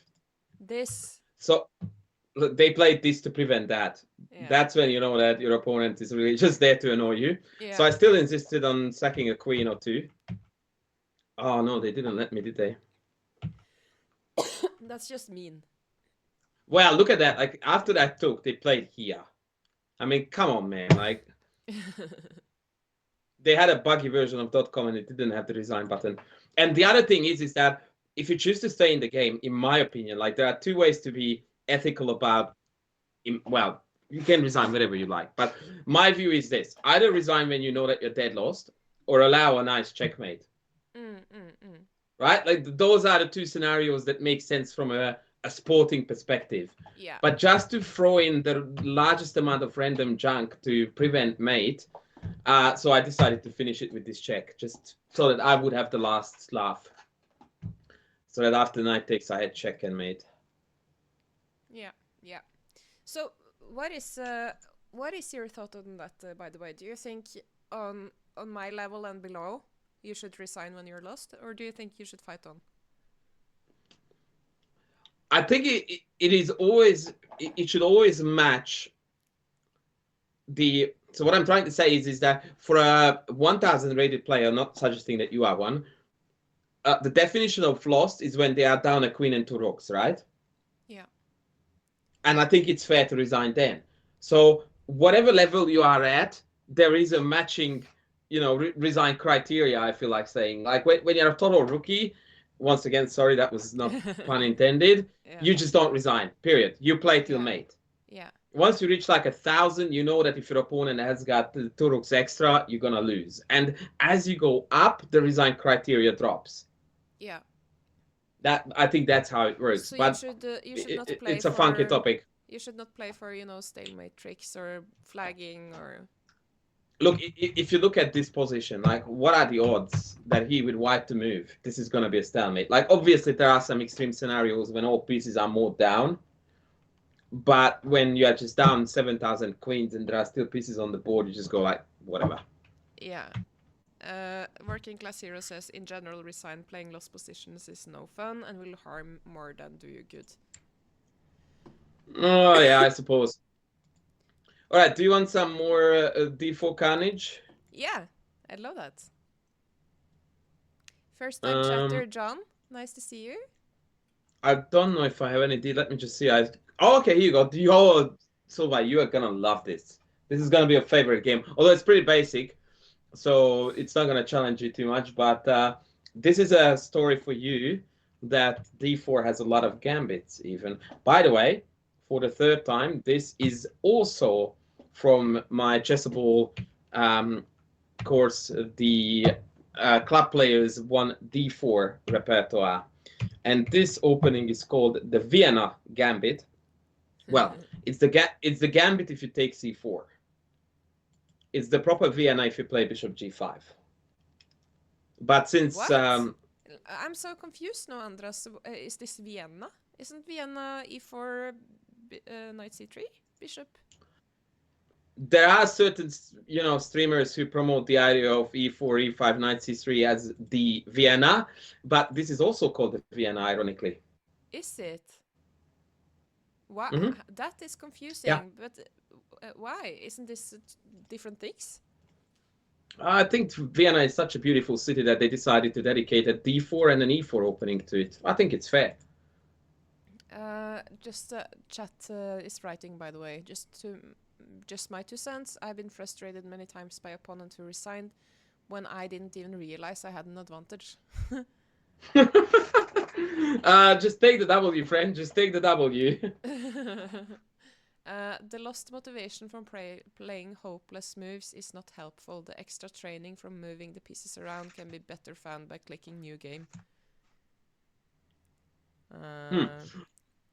All right. I have gotten some stalemate positions from playing lost positions, but Yeah, that's fair. That's fair. I tell you what my take is on that is, but that is my very personal take, and I do not even recommend anyone to feel the same way. yeah. I don't feel any satisfaction whatsoever, like zero, in fact, negative. If I am getting thoroughly beaten in a game and then I swindle into some stupid stalemate trick where I base it on my opponent pre-moving a recapture or whatever, to me it's just like, no. I think this might be no clear yes or no. Maybe it depends a bit on how you feel about it. So people feel differently, basically. Oh yeah, I totally respect everyone else who Yeah. looks upon the competitive component only, and the only thing they care about is that they saved a half a point. Yeah. And I think personally, if you Most have, people do, in fact, and it's okay. I think personally, if you have the mental strength to sit through playing that lost position, I think there's something to be said about that. That makes you deserve that half a point because you put yourself through that humiliation. But anyways, let's go back to the game. Yeah. So this is the gambit, because now we sack e4, and in fact we sack c3 as well. Ooh. And by the way, in case you go like, oh, but this gambit plays is like only for 1600s. This has been the absolute rage of fashion on 2800 level about 5 years ago. I never think these things about gambits.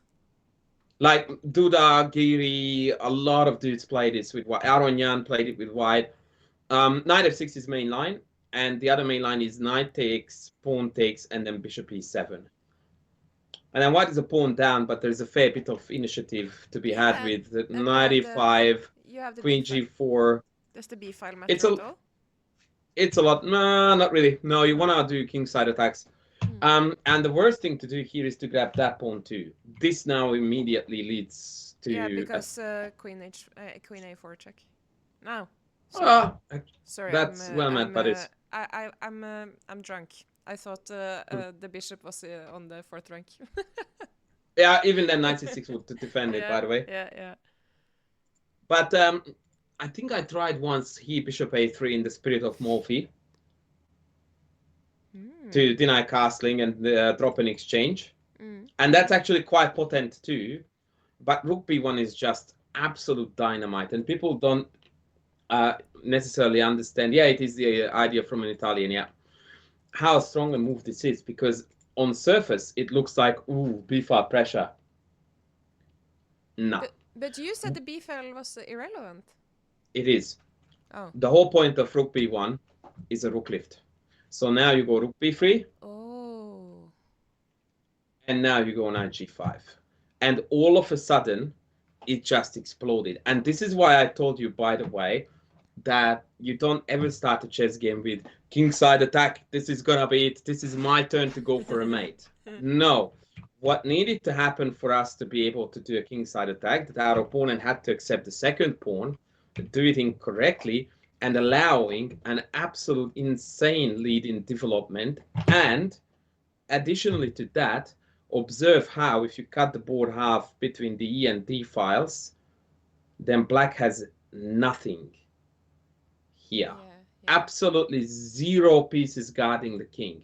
And so now I am just about to jump onto that king with pretty much everything I have.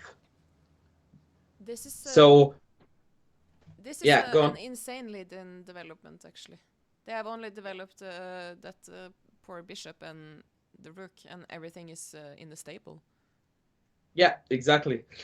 Here I missed a beautiful win, by the way, which I would say is grandmaster level chess. So just take it with a pinch of salt. I played 94, which is a good move, but not best. Here the engine showed me here an insane win with the immediate rook g3. And the idea is that after take, black has to play f6, otherwise bishop f6 just wins. Mm, mm, And after f6, we go bishop h6. Now mm. rook f7 is only, Yeah. and d5. And this is again just a marvelous demonstration of it's not the number of pieces that matters, it's the number of pieces that are actively at play. Yeah. Yeah. Black is helpless against the opening of the diagonal. It is so utterly beautiful. When I saw it from the engine, I was like, oh my god, this game is just the best game ever. Not as in not this chess game, but chess in general. I Like think how bloody beautiful. I think this is a thing that many beginners might struggle with. You know, you can think like, oh, I'm a piece down or whatever, but if the other pieces are not in the game, Look, like I they said, yeah. this was a grandmaster idea, GM level stuff. To play Rook G3 is just from a Yeah. different level. Because the thing is that unless you see D5, the whole thing is a catastrophic failure. Because then the attack is just like if you don't play D5, you can just as well resign. Because whilst yes, my pieces are far away, they're pretty quick to come back. Yeah, yeah, yeah. But you are right, of course, it is something that I do teach my students all the time. This is why everyone, all beginners, should look into Morphe's games rather sooner than later.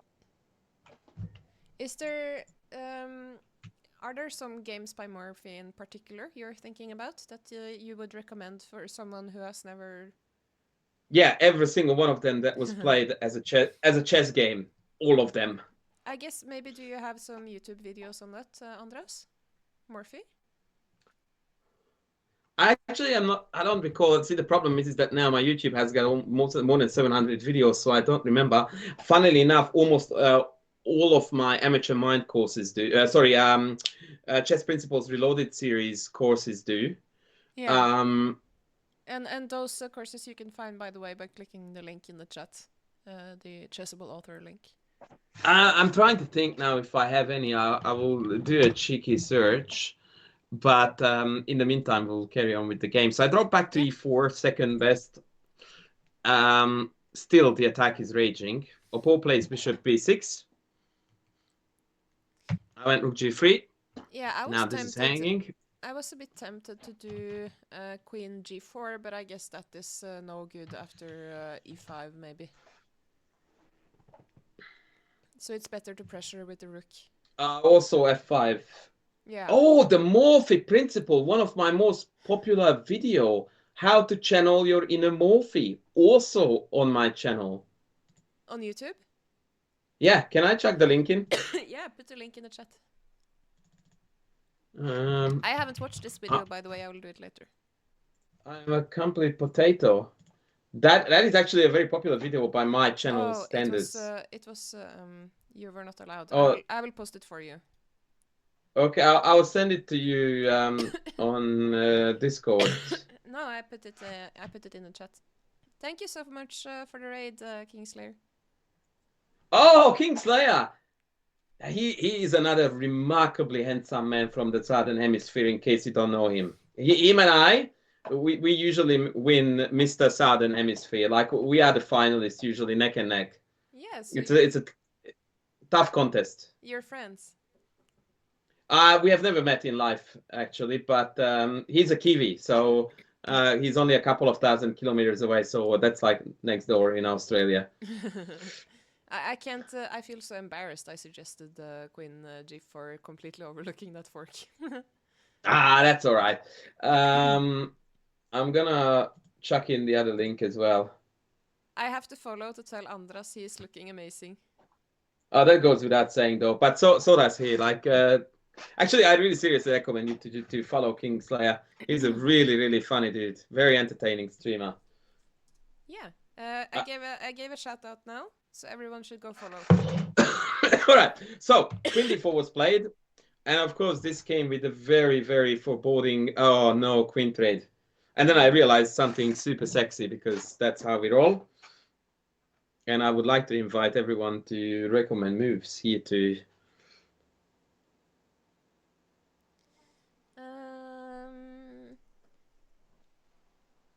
I was thinking.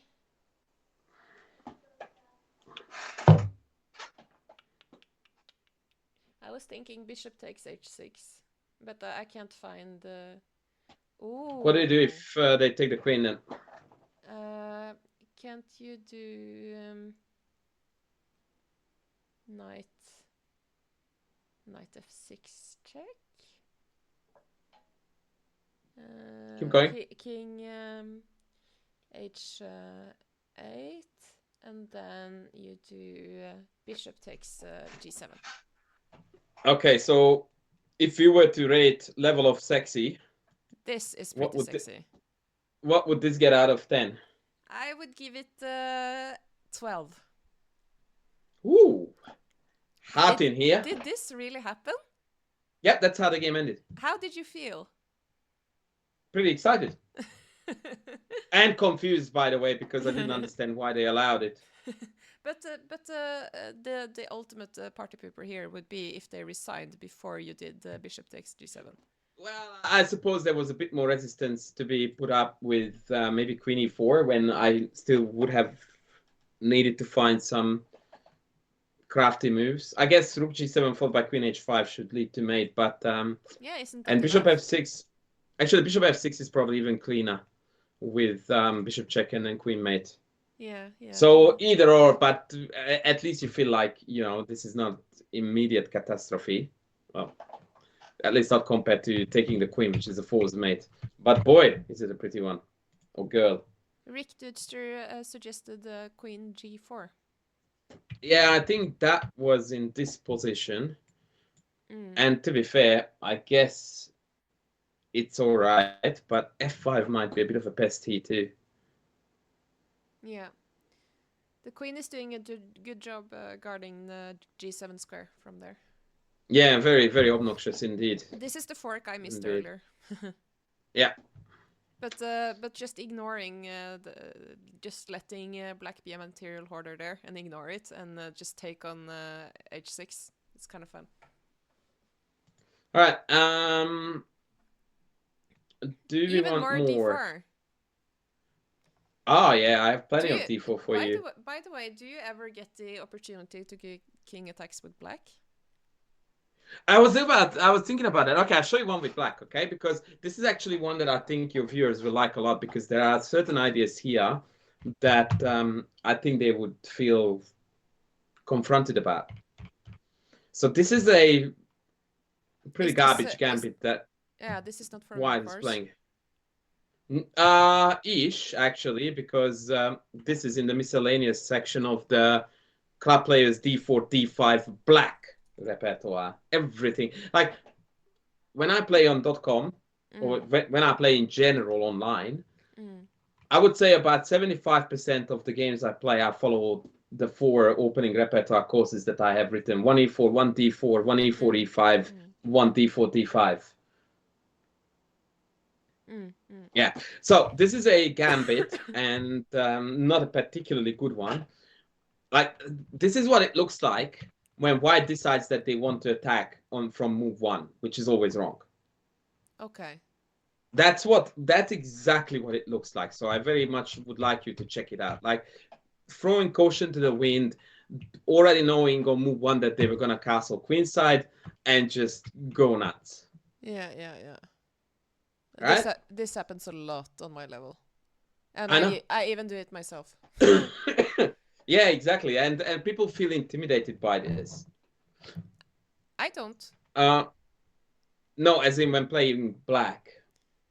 Yeah, They I don't. feel But the reason I don't feel intimidated is because I do this myself as White, and I know how difficult it is to make it work. So it's just like, I'm like, okay, show me then. Well, it's funny you say that because most people who are keen attackers, they usually hate defending.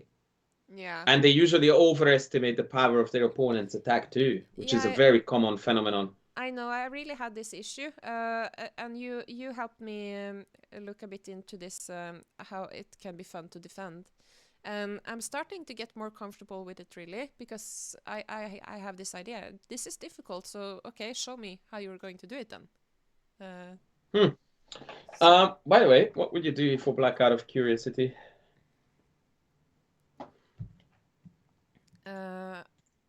Not take on f3. That only helps White develop. I think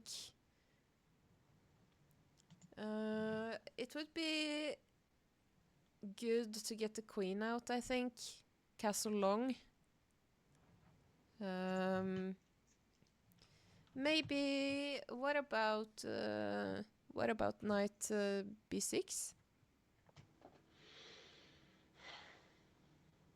Was that boring? That was a sigh. No, no. It was just a deep breath rather than a sigh. No, I don't mind. I'd be, yeah, maybe with knight d5 ideas, it's actually quite good. Yeah, No, that was what I was thinking. no, I think it's valid. What else? Knight h5. Now that would hang the pawn on e4, though. Oh yeah. Jess is saying I'm thinking of c6 b5 idea. I am a bit reluctant to that because I want to castle long. But why do you want to castle long? Now that we open this can of worms up. Probably because I'm worried about the king's safety, but I guess maybe the king is not so unsafe castling short there. Right. And then, so what I did, and then we can do pawn storm. Yeah. So what I did was, and I don't mind c6 by the way, but because I'm not a Caro-Kann player, I decided to play c5. Because I like action, I like tension. Yeah. And I want to challenge White on the diagonal. Yeah. They played knight b5. What do we do now? Because they want to fork. Yeah. I mean, I expected d5, by the way, here. When I wanted to go queen a5. I was a bit scared about the d5, but I guess that only opens the bishop. Apparently, Solveig, your audio is a lot quieter than mine. Yeah, I can see. I'm going to turn you down a bit. I turned you down. No. Because I can't turn myself up. I turned Andras down a bit. Let me know if this is better. Finally, I enjoy talking and then I get muted. Unbelievable. Story of my life on Twitch. You did not like that. I saw it in your entire face when I said I'm going to turn Andras down. I saw your face. when the only weapon you have is your ability to talk nonsense all day long, Yeah, it yeah. feels wrong. I was saying I was a bit worried about the d5, but I guess it helps open the bishop, so maybe it's not. Exactly. Yeah. Exactly. So after knight b5, and this is what I wanted to show you to fabricate a hopefully instructive comment here, is that to castle here, to many, especially below 1,000, would like be like a sacrilege because this king is so weak. Mm. Whereas the reality is that in fact the king's defense here is extremely robust because I have got so many minor pieces in front of it, and more importantly, something that I talked a lot about in the Amateur's Mind course, the relative safety of any king is first and foremost not determined by what's guarding it. It's determined by your opponent's piece's ability to get to it. Do you need to... Sorry, I burped. Do you need to Oh, be that very... was what a response to a really profound idea. Sozinho, I just happened to throw up, but what you said was delightful. I was just... Do you need to be worried about those pawn breaks at all from white?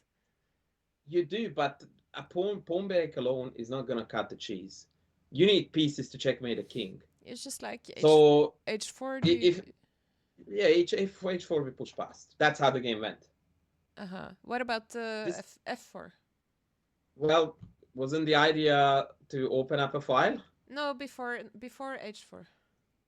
Sorry. Same goes. Yeah, push past. Right? So once again, the idea is that you wanna get like, even if you open up the H file, you need to get these guys, some of them, somewhere here. Into the action. That's unfathomable.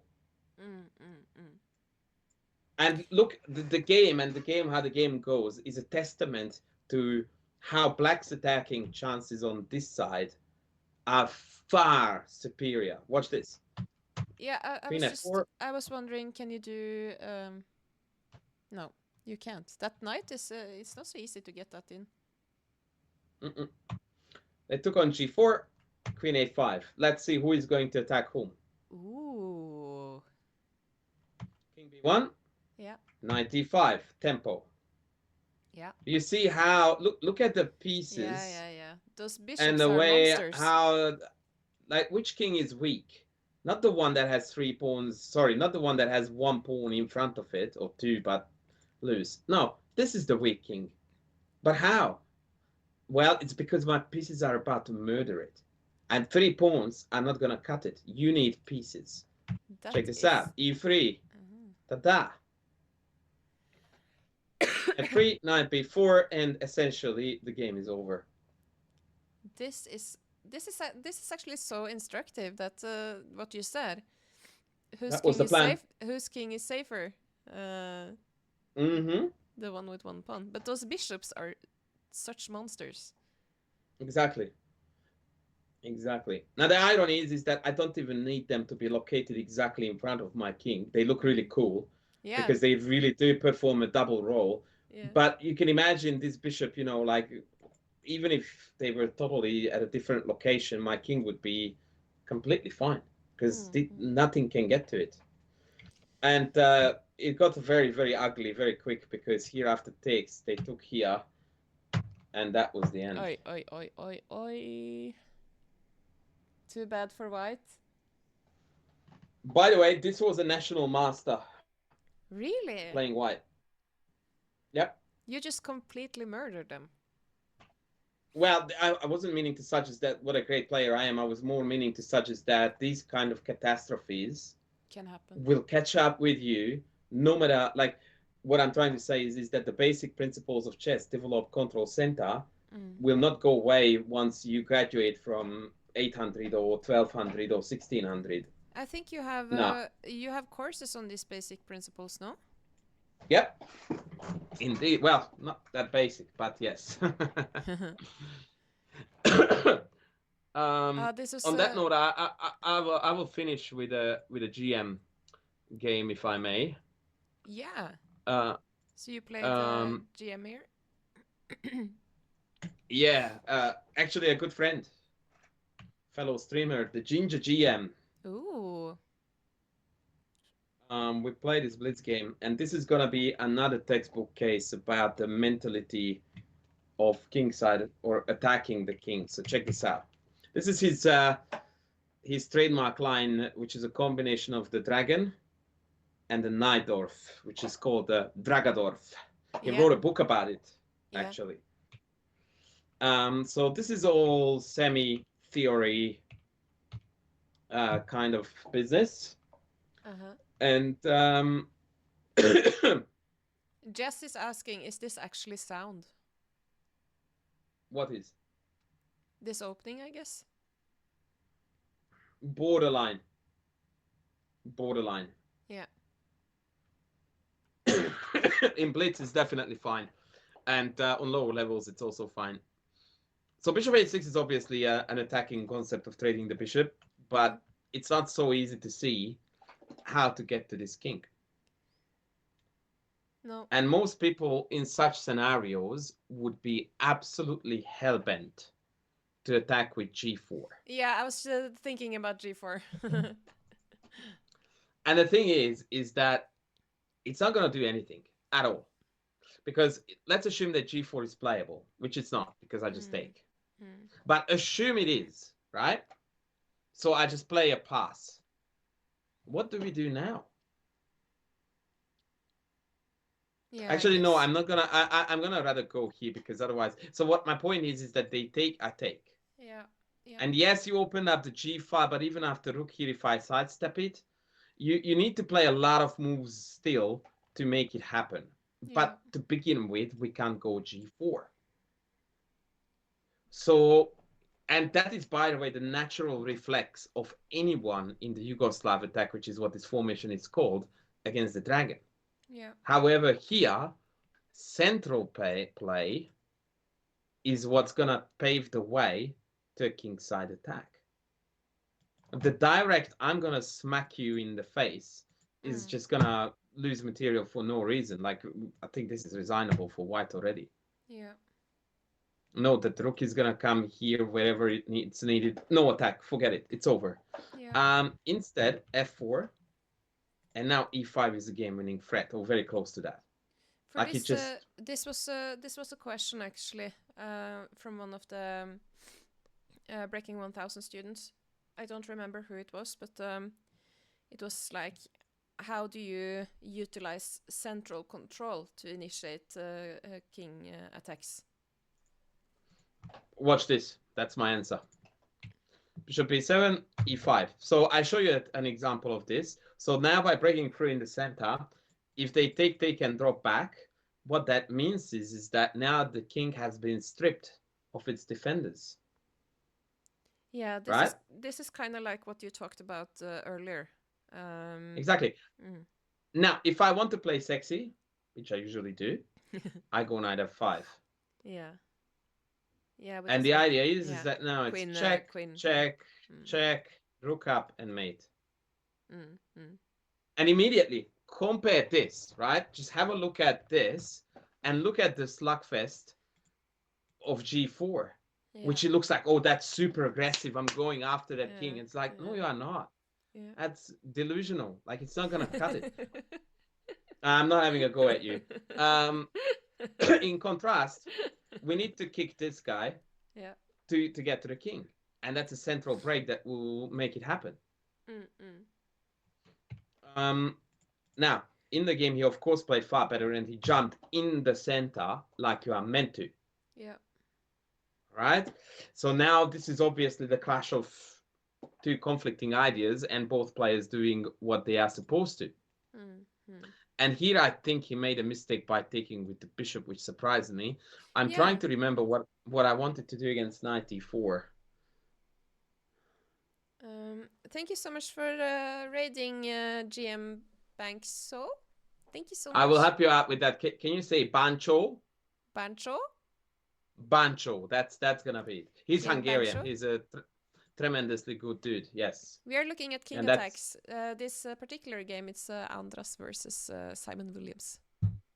Yeah, so ED6 is the best I have here, by the way. Yeah, I was. Oh, And then after queen takes, yeah, so if you take my queen, I take yours, and then yeah, everything yeah, is yeah, hanging. That's yeah. not so pretty. Queen takes, queen e3. And now knight f5 is a threat. So the sexy time continues. I mean, that's just how we Ah, roll. you And are now I have got an smart. f5 push. Yeah, so I have got a fair few moves that you would not necessarily classify as kingside attacks. Like my pieces are fundamentally geared toward the center. But by dominating this domain, I also have easier access that way. Note the incredible arrows again. I wanted to go f5 and that way, yeah. Your arrows are so drunk today. By the way, I Yeah. agree with King. We appreciate all of you. There's been a lot of raids today. I appreciate that a lot, and it's nice to have you guys on board. This is what happens when two beauties are on the screen at the same time. Yeah, two sick beauties. This is the killer combo. But yeah, I didn't quite understand this recapture with the bishop idea. No, that caught me by surprise. I think he was trying to pile up on c2 by taking this and then having this already here. Rook c8, but it's really far-fetched. It doesn't work. The bishop is loose. c2 is covered. I mean, let's be honest. It's a blitz game, right? So Yeah. stuff happens. Yeah. So I took d6, and he took back with the pawn to try to sidestep that previously mentioned motif. And again, I immediately seized the opportunity to go after the king with f5. Yeah. And see, now there is another benefit of this slightly irregular f4 play in the dragon, that now I have got queen g5 coming soon. You're freeing up freeing up the path for the queen. Exactly. But also by taking on g6, if they take back, then e6 square is loose. The diagonal is now, wow, look at that diagonal. So the diagonal is on. Hikaru has nothing on me. The guy actually needs to finally come to me for a collab so I can teach him how to draw arrows. How to draw arrows. I think he needs it.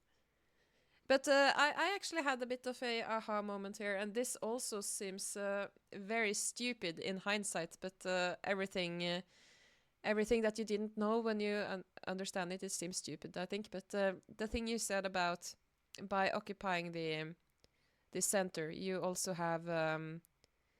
I'm butchering this. You have easier access to the flank as well. Oh my god, I butchered that. That's it. No, you absolutely smashed that, in fact. That was beautiful. All right, f5, d5, queen g5. And for most intents and purposes, this is now becoming borderline unholdable because, yeah, the king is just too naked. Rook a8 was played. Obviously, now Simon has realized that things have gone sideways. But can't you just do f6? No, because then he goes here. Okay. Yeah. So to circumvent that, now I am going bring it, baby. Yeah, now you do g4. And now I'm looking at the position and I'm thinking, why ever not did he play queen e7? Which appears to be the only legal move to me. Because f6?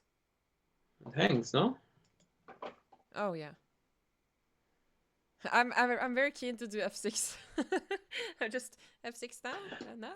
Look, I don't know. Maybe I would have had to... Oh yeah, I know now. I'm an idiot. Of course. Take. You're not an idiot, by the way. Well, I like to call myself, but okay. But then again, maybe they can insert the take. So definitely play is a bit shaky here, but please excuse the fact that this is a blitz game. Now, after rook h8, however, I think the rest is going to be pretty clean. They can recheck. Yep, because now we have got a sexy follow-up. What would that be? By the way, they're talking about your Amateur's Mind Chessable course in the chat. Iris is saying Amateur's Mind is also relevant, and definitely check that course out. It's a great book, and I could not imagine anyone better to do that book. I remember actually Amateur's Mind. It was the first chess book I bought when I just knew how the pieces moved, because I thought, oh, it's a book for amateurs. But I think you need to be on a bit of a. It's more fitting for my level now, I think, when you're not complete beginner. But what do you think? What level is it best suited for? Amateur's mind. It's hard to tell, and I don't want to embarrass myself now by saying something different than what's on the Chessable website. But Yeah. 400 to 1400. Yeah. Yeah. But I guess there are still things to learn, even though you're over 1400. Exactly. There are a fair few things in that book that are actually way deeper than even 1600. Anyway, you're stalling, young lady. You're stalling. What is the move? If it's not sexy, don't say it. If it's not sexy, don't say it. What about... Motto of my life. What about... I was thinking about... But I can't get the queen takes to work. Not yet. Queen takes d5, chat is saying. But isn't that just... Does it work? Right square, wrong piece. Bishop takes. Yeah, I mean, queen takes is too soon, because after takes, the king escapes. So just take this, utilizing the temporary disconnect. It's pinned. Game over. This happened? Yeah, and now I played something really sexy. Now queen takes. No.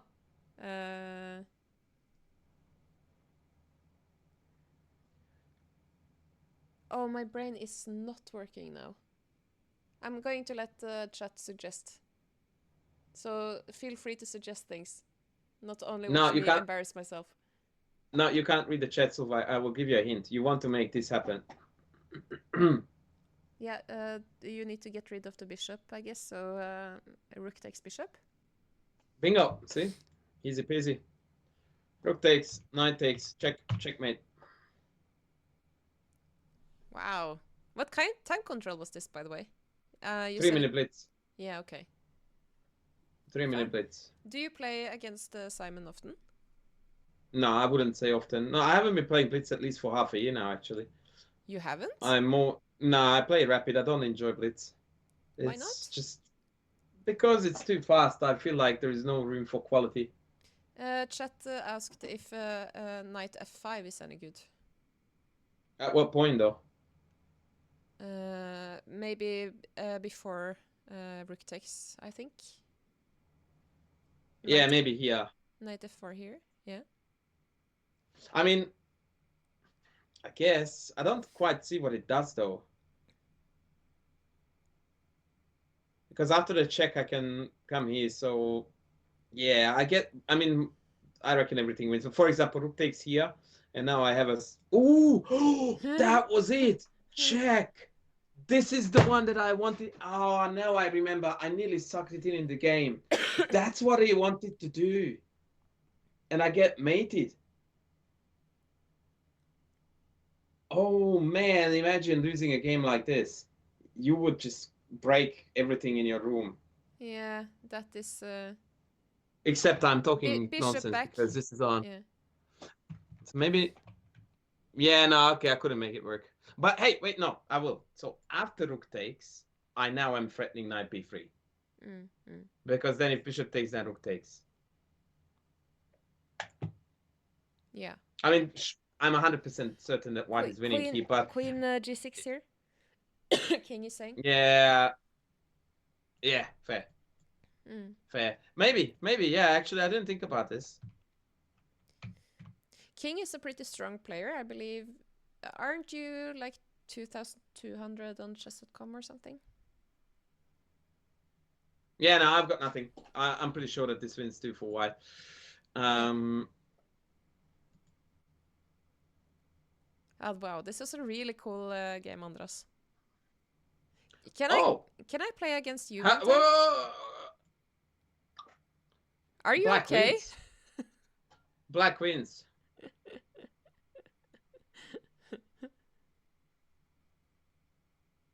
Because it's a double threat on the queen and mate. Think your teacher are also asking her if you are okay. Nope. those sound effects are pretty funny, Andras. Yeah, Yeah, a white loose here. yeah. Not that I wanted to Wait, score a point, but I did. wait. Can you do? Silly question. You could. Oh yeah, that was Yeah, hilarious. Yeah, take. Yeah, it's not enough. yeah. Sorry, you said you wanted to play Unfortunately, with me can I play against you sometime? sometime when? Like now? Uh, I don't think now because I don't have the bandwidth to set it up in OBS. Yeah, that's okay. I didn't want to necessarily play now, but yes, certainly we can discuss that outside of the stream. I would like to play against you. Sure, I played sure. against Petter. He's also an IM. We did some blitz games when we shot some videos for the Breaking 1000 course, and Mm-hmm. I don't know if he was just being nice, but he said I put some pressure. He said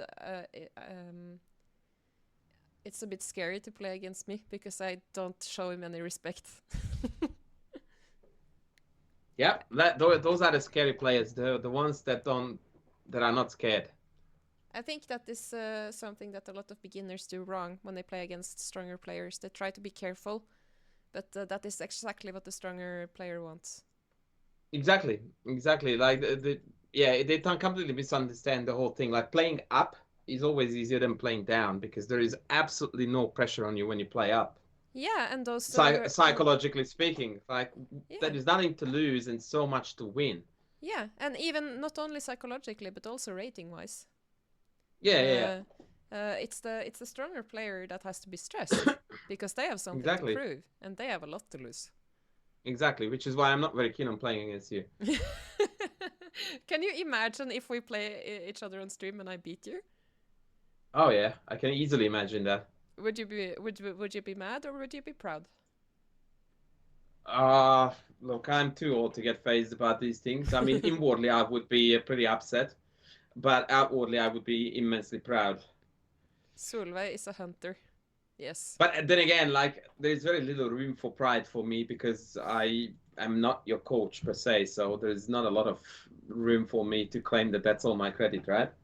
Yeah, but some credit. We have done a lot of lessons. Yeah, you have taught me a lot of Well, things. well, thank you if you're saying that, but obviously it's not like a week in week out coaching relationship that we have. Yeah, yeah. And also, you gave me some very valuable insight. I remember. I think that was the first time, one of the first time we spoke. It was Hmm. on the very first stream when I asked about this confidence in chess because I had so many doubts when I was playing. Doubting my moves. Is this move good enough? I can't trust myself when I find moves. And you had this very uh, great insight into that if you don't trust yourself, who are you going to trust then?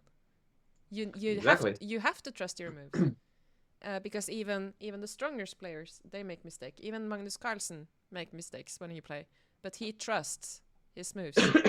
And if you trust your move and it turns out to be a mistake, it's not the end of the world, basically. Yeah, I would like to claim that it was all me, but whilst a big part of that idea was my own idea, but I also learned part of that concept from my tennis coach Oh, you because did?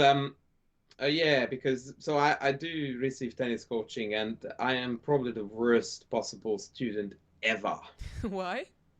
to teach because I constantly hate on myself. Like unless I do something perfectly, it's a disaster. Like I there can is imagine absolutely that. no middle ground. Like I have got absolutely zero time for myself. If I Uh, don't do something to my expectations, which are absolutely unrealistic, then I'm just like, okay, I suck at this. Like this was terrible. That this was rubbish, like that. And then at one point, my coach got really angry with me, which was insane to make him angry because he's the nicest, calmest dude on the planet. And he told me that I am my number one enemy and mm, I should be my biggest fan. And I mm, told him that that's wrong. I shouldn't be my own fan. There are supposedly people around me who can appreciate if I do something right. And he told me that as long as I am not my biggest fan, no one else will back me to be my fan.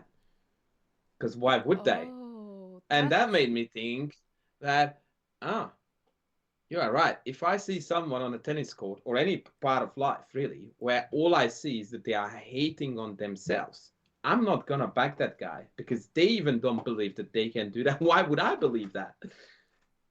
Wow, that is very profound, actually. I And got a so bit. I went like, I so hate you now because what you're saying is perfectly true. And I really enjoyed this stance of hating myself. And now I can't really do that because in the end of the day, I don't go to tennis to hate on myself. I go there because A, I enjoy it, and two, because I want to get better at it. And if I keep on sabotaging myself, well, then that's very counterproductive. This was some really good word of advice. You know, I Mm. think it's very fun how, be it chess or tennis or whatever, how we can develop ourselves through these hobbies, um, and actually become better people for it. Certainly, chess has taught me a whole lot about myself, and I think it has made me a much better person, actually, than what I was earlier. Um, You are so, welcome. so a king is asking, do strong players get psyched out by opponents' confidence? No. I mean, sorry. It depends on who we are talking about. If you're No one in if you're the no underplaying. one in the world, no one in the world sits down against Magnus Carlsen and not be phased at least a little bit by his aura. If anyone says that it's just another game against Maggie, they're lying. Hmm. That guy radiates, I don't know what to even call that, superiority. He does actually. Not in an offensive way. He just like god tier, at what he's doing. Kasparov was like that too, by the way. Chatter No laughing one would. about you calling Maggie. Oh, I always do, always do, and it's not necessarily everyone's trait, by the way. Like for example, Anand, who was an absolute, still is an incredible genius and one of the greatest to ever touch a piece. He didn't radiate that kind of I don't think I can't put it into words, but that aura of I'm gonna Yeah, eat you alive and I am the best that ever walked on this planet and yeah, you have no chance, even though there is a rating gap of 25 between the two of us. yeah. Very few have that aura about them. I actually noticed it at Norway Chess when I was around him. He actually has this aura all the time, not only when he's playing. It's quite interesting. Oh yeah, absolutely, It's very absolutely. easy to get intimidated. Um, I Yeah. wish I had more of it myself because I'm very opposite. Um, I think many people get surprised when I meet them in real life of how insecure I am, and I have this kind of insecure aura. I think that is something I need to work on, but I feel like chess is helping on that. Younger. I was about to go on like, what the heck are you feeling insecure about? But I guess we are not opening up now a psychology session. Yeah. Younger Anand with his quick playstyle must have been scary to meet. I look, that's the thing. That yes, he was scary, and in fact, he was a lot scarier when he became a super GM and he actually put it under control. But what we're talking about here is fear, in a way that you just sit down and before the guy even played the move, you go like, oh shoot, this is gonna be rough. Hmm. I'm not saying that he wasn't a great. He was one of the greatest player ever. I love Anand to the moon and back. In fact, Hmm. very few chess players I rate as highly as him. But when it comes to aura and intimidation, he was not in the level of Maggie, but no one else is. So perhaps it wasn't fair that I singled him out. But Magnus actually he spoke about Anand on the Shaksnak podcast, and I found that was quite interesting what he had to say. I did not make a video clip from that. Maybe I should have, or you, yeah, I think actually I made a clip from that. He said that when he faced Anand in the WC match, when way back when he was younger, he was.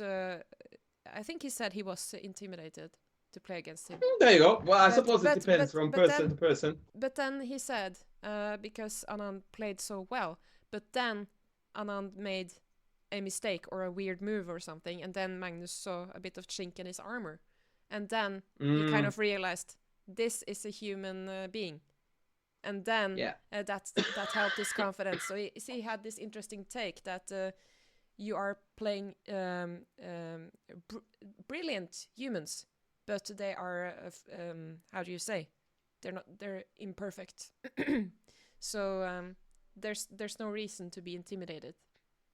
Yeah, I Tal kind had of a very strong aura too, by the way, but that was also an aura of an incredibly charming and super nice and lovely human. So he was a mix of, a really fearsome player, but also really cool and playful and kind dude. Steven Agdestein had some stories about him as well on the podcast. He played against Tal. And that is kind of funny because I don't know if you know much about Steven Agdestein, but he's very, or I have the impression he's a bit materialistic. So if he Yeah, can, that is correct. Yes. so if he can take a pawn, he will take the pawn. So it was Yeah. quite interesting having him play against Tal because they're kind of total opposites in a way. Yeah, actually on my channel I analyzed the game between Jonathan Tisdale and Agdestein, which was Tisdale's one of Tisdale's most notable, not notable, nicest victories. Like that's exactly what happened. Tisdale just kept on hanging pawns. Let's call it sacking, and Agdestein just kept on eating them. And in the end, he was 14 pawns up, and he got mated absolutely beautifully. Like it was just, mwah. It's on Oh, my channel. YouTube channel. Yeah, Do you have time to find that link? I will have a look for it. I would love to see that game. Oh, that was insanely good. That was such a great game. Oh my god. Yeah, you really piqued my interest here. How to utilize the bishop pair, Tisdal Agdestein. There you go. I'm grabbing you the link right now. Just put it in the chat. Oh. I can repost it. That's what I'm trying to do, except I was clicking on every single thing under the sun except the correct window and tab. Because I'm talented that way. There you go. Yeah, let's see. You got timed out, but I will put the link for you. Oh, that's a great deal. Thank you very much. Chess coach Andras, you will. Oh, yeah, you will not get. Oh, okay. Yeah, I love chatting chess with you. Yeah, thank you. I love chatting too, except my voice is Yeah. slowly but surely giving up. Are you doing some podcast soon? I heard you on Daniel Lona's podcast. That was fun. Yeah, I have been on pretty much. Well, no, I don't want to say it like that. I have been on a fair few chess podcasts. You corrected yourself there. Yeah, because I don't like to come across as obnoxious or full of myself because I'm not that type of dude. But yeah, I have been on a number of podcasts. What I would love to do is to go. I would love to talk to Fabi and Chirilla, but I don't think that. Like, I don't think that I'm an interesting person for them. But I would love to be on that podcast. It doesn't hurt to ask. You know what's really been a lesson for me that I have learned the last year is that you will never get something that you don't ask for. So just ask. Yeah, look, I have been trying to do, or have been thinking about a lot of things that I would love to do, which I just didn't do because I never asked for it. Yeah. So yeah, maybe. So maybe. Yeah, I think you should do it. I'm actually. But see, I don't even know how to ask for it. Like, who am I contacting? They probably have some contact on the podcast site, don't you think? Well, maybe. You remember? Yeah, Yeah. Ari says, "Ask everyone." Tells me Fabi is nice, and he actually is because I met him at Norway Chess. I had him sign the chessboard for our competition. Yeah, they're both very nice dudes. And he was really nice. I became a Fabi fan. He's super. Fabi is also very knowledgeable, which he's a really cool dude. He knows a bucket load about chess in general too. Yeah, very very cool fella. I'm actually going on Ben Johnson's next week podcast. Awesome! Congrats! Yeah. Congrats! That was kind of fun. And what was I about to say? Yeah, this whole chess thing that I'm doing with content creation and all of this happened because I asked to be on the Chess Journeys podcast, because there you just have to fill out the form to be a guest, and I was a big fan of the Chess Journeys show when I just started playing out, because he has so many adult improvers, so it was very relevant for me when I just started out trying to break 1000 rating, all of this. And I filled out the form and applied, and he never answered. So then Okay. so then I just asked again. And then he was like, okay, we can do it.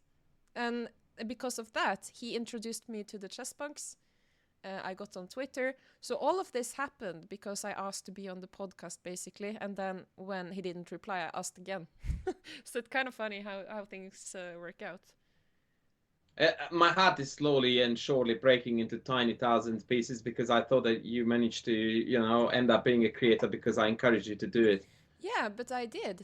Totally. And I have also mentioned this, actually, with the streaming. I'm kidding. I'm yeah, kidding. but I'm it's kidding. true. The streaming, I would never have done it without your encouragement. I remember quite early you told me you should do streaming, Solveig. You would be good at it. And I was so scared to do streaming. And I exactly said your name with the correct pronunciation that you just did then. Yeah. Perfect. I would never have done that without you. And then my chess club asked me to do the broadcast for the national championship. Oh my God.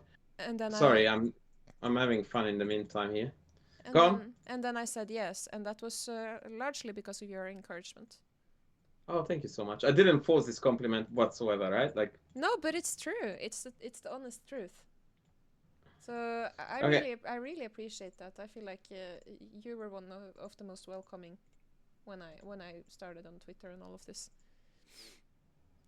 Thank you. Now I managed to set up a puzzle just because Tinker Teacher likes puzzles. So, but it's for you, Sylvie. So can you please get to this position from the starting position in 1, this is 2, 3, 4 moves. This is something for Iris. Iris posts a lot on the Chesspunks hashtag. And I know Iris, she does a lot of these... I'm so bad at this. I just find them so boring. 4 moves to get here. That's the riddle. It's a very famous one. And if you find them boring, then I will torture you with many of these, because I have a bucket load up my sleeve. I'm sure the Tinker Teacher knows this. I've thought for so many seconds now, and I have concluded the knight needs to get traded somehow. 4 moves each. Yeah. The puzzle is an illusion. I don't mean to ridicule here the chatter who asked 4 moves each, but what possible answer is there to that question other than yes? No, like 4 for white and like But sorry, I sound like a douchebag, but yeah. Yes. Yeah, you do. Last move must be bishop c8. I agree. And also the knight needs to, I think. The knight needs No, to... Lost Cooper, if you have it, I want you to say it. Because Sue hates it, so she wants to be done with it. Yeah. Lost Cooper, just share the solution. Tinker Teacher, yeah, now it's easy. Winky smiley. Sente thinks he got it. Sente, Isn't nice, Sente... nice to see you, by the way. I haven't seen you in chat earlier. Isn't that the dude who is a mod for Sefru? Who is a Hungarian girl? Might be. I think so. Knight f3, Yeah, d6, knight e5, knight f6, knight c6, yeah. knight f7, That's it. knight takes b8, knight takes b8. That's it. Can you do that No, again? but You are a mod on someone's stream, I know that. Yeah, knight f3, d6, knight e5, knight here, knight here, knight here, knight here, knight here. I think he was in the Norwegian chess magazine years ago. I'll show you This. the most famous one, which was made, by the way, by a Hungarian composer.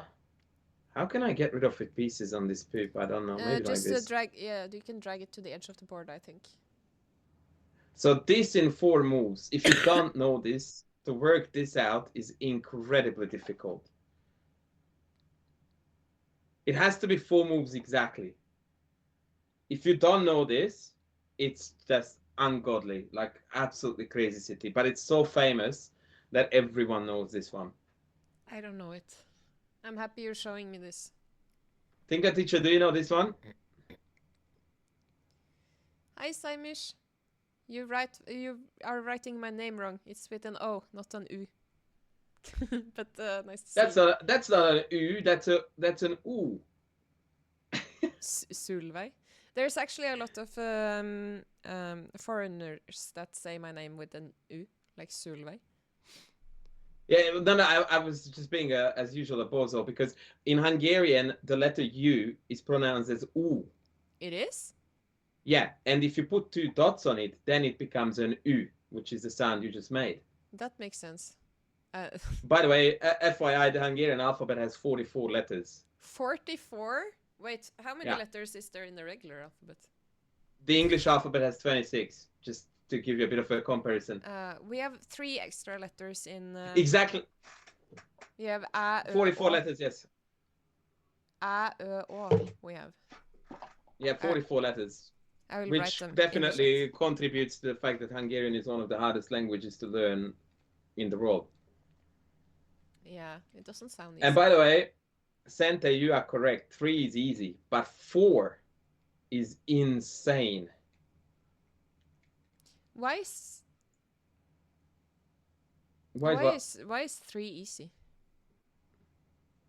Oh, because so for 3, all you do, I didn't think about it, but I think it's easy. You do e4, e6, bishop b5, c6, takes, and you're done. That's it. But the point is that you can't do that by losing a tempo because then there is no move for black.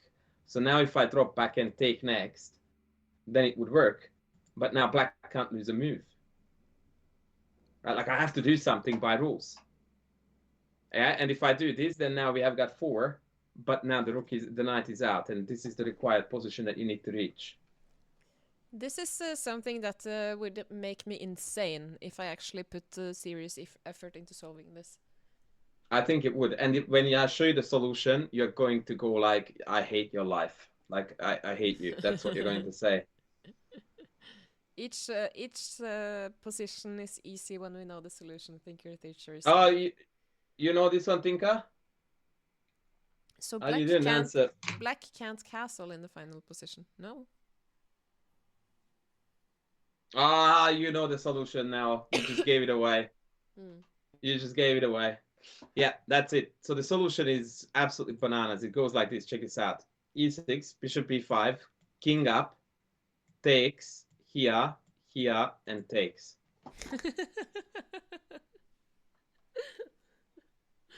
That is the only way to do this. That's funny, actually. Wow, he's saying.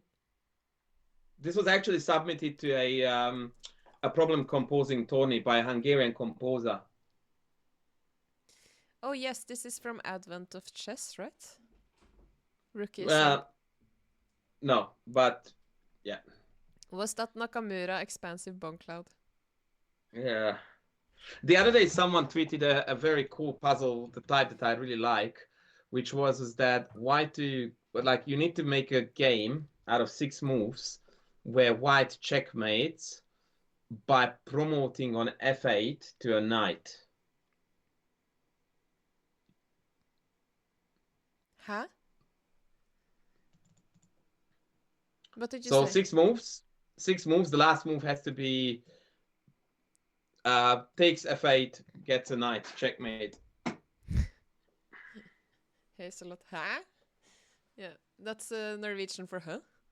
I don't know. H4, H5, H6. No, black plays as well, because otherwise it's impossible. So you play black moves. The idea is to somehow get the king to d7 and then make promotion to knight and mate. And you have 6 moves to accomplish this. I don't understand. Were we not well on our way there? Well, how? Like, that was not even close. Like, look at that. You have got actually 2 more moves. Obviously, this is going to be last. But how do you cover these 2 squares? Oh, you need to make it... Oh, yeah. Checkmate. Sorry. I'm brain farting here. By the way, Like, Aris, it was nice to have you.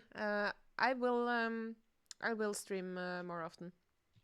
I've just been busy with Norway chess. Whoa. Excuse me. All right. It's not that difficult. Dude, I spent a week on it. No, it's not true. I solved it about 40 minutes. But can't you do d4, queen, a4, and then do the pawn thing? You mean c4, queen, a4? Yeah, sorry. But what is black meant to do in the meantime? Just hang out. Because if I do this, then this will be a check, which is going to be super awkward.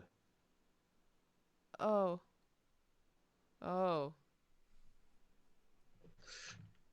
No, Rookie, it's super hard, actually. It's super hard. Like, unless you're an experienced solver, you will spend days and days and days. We need help from black, Hazelot is saying. Yeah. Rick is suggesting a line here in the chat.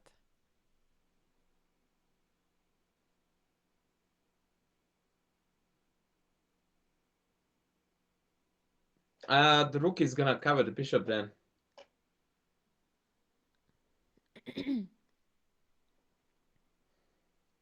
So that doesn't work. Where did you find this again? You wanted to do this, but this is not mate because the rook is here. Oh my god. The rook is here.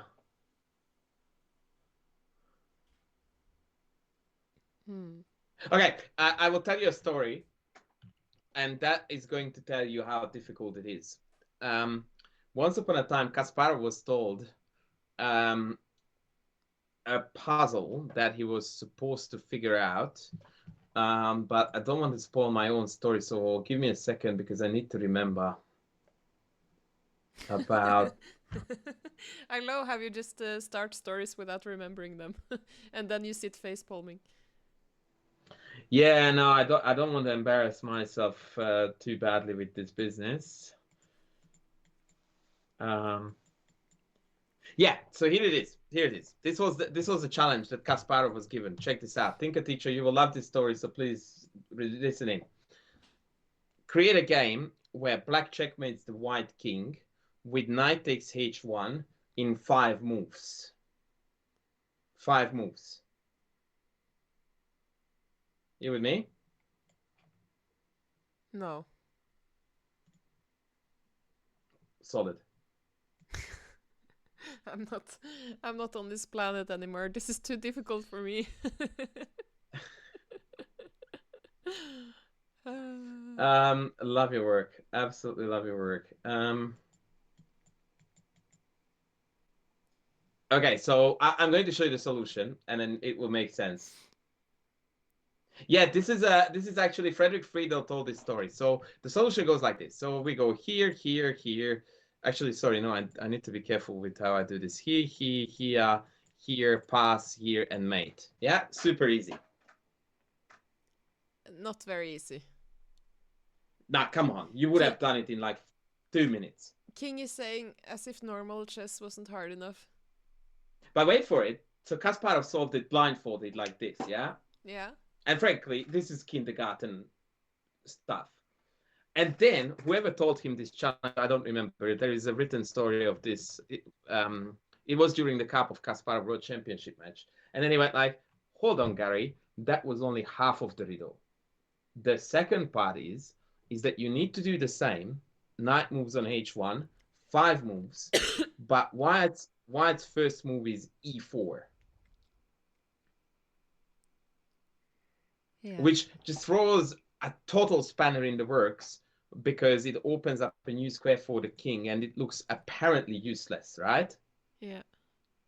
Now, I spent months solving this. I'm not kidding you, month. Like Did you? every time I was sitting on a bus, I would be solving this blindfolded because it's so easy, like in the sense of, trying to figure out ideas and whatever. And I just couldn't. A I month? spent months. I never sat down with a chessboard to actually actively do it. But anytime I had some free time, like on the bus or I was walking a larger distance, I would think about it. Exclusively blindfolded. Took me 2 months to find out the mate. 2 months. This is how it goes. And you Wait, will wait, wait. understand. I'll just ask you. How did that Yeah. eureka moment feel? I was over the moon and some. Check this out. Here, here, and all of these are only moves. This is already crazy city. Here, here, here, check, check, here, and here. Andras. Do you understand now why it took me months to figure this out? You did this. 2 months it took me. You are a patient man. I would rather say challenged.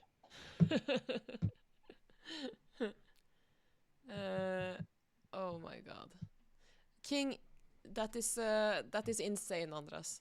That is insane. It took me an eternity to try to figure out how e4 is going to be a productive, like how is that going to contribute to the solution. King says, I don't hate my life enough to solve this. By the way, you are not allowed to put this on YouTube. Why? No, I'm kidding. It's okay. King is asking, can I do one puzzle too after you're done with this? It's on the other spectrum. Yeah, go for it. I'm pretty much done, so I was about to call it tonight, but yeah. Yeah, we can do that to finish. My voice is pretty done. Okay. He pasted the fen code. You know what FEN stands for, by the way? Fun fact. No, I don't. Fun fact. I don't know either, but I know that N is a number. Ah. FEN stands for Forsyth Edwards notation. Okay, I got schooled. It's not number. Okay. You live to learn. Forsyth what? Forsyth, as in the name, Forsyth. Forsyth Edwards notation. I know this. This one was the first study that I really enjoyed solving. Fun story for you. I took an hour and a half to solve this, and I was so happy when I did this. There's a beautiful story about this puzzle, which is that a famous chess player called the guy who wrote the Mona Lisa Chess. Jesus, I'm an idiot. Stop. He was saying actually he was rumored to be a KGB agent, actually. that. Oh. But Gufeld. Someone sent it to Edward Gufeld without a name, anything at all. Just goes like white to move and win. And the rumor is that for years on end, they couldn't figure out who the author was, and then ultimately they managed to trace it down to a Dutch chess study aficionado called Van Breukelen. And the solution to the study is insane. So the idea is that if you promote the queen, it gets checked down.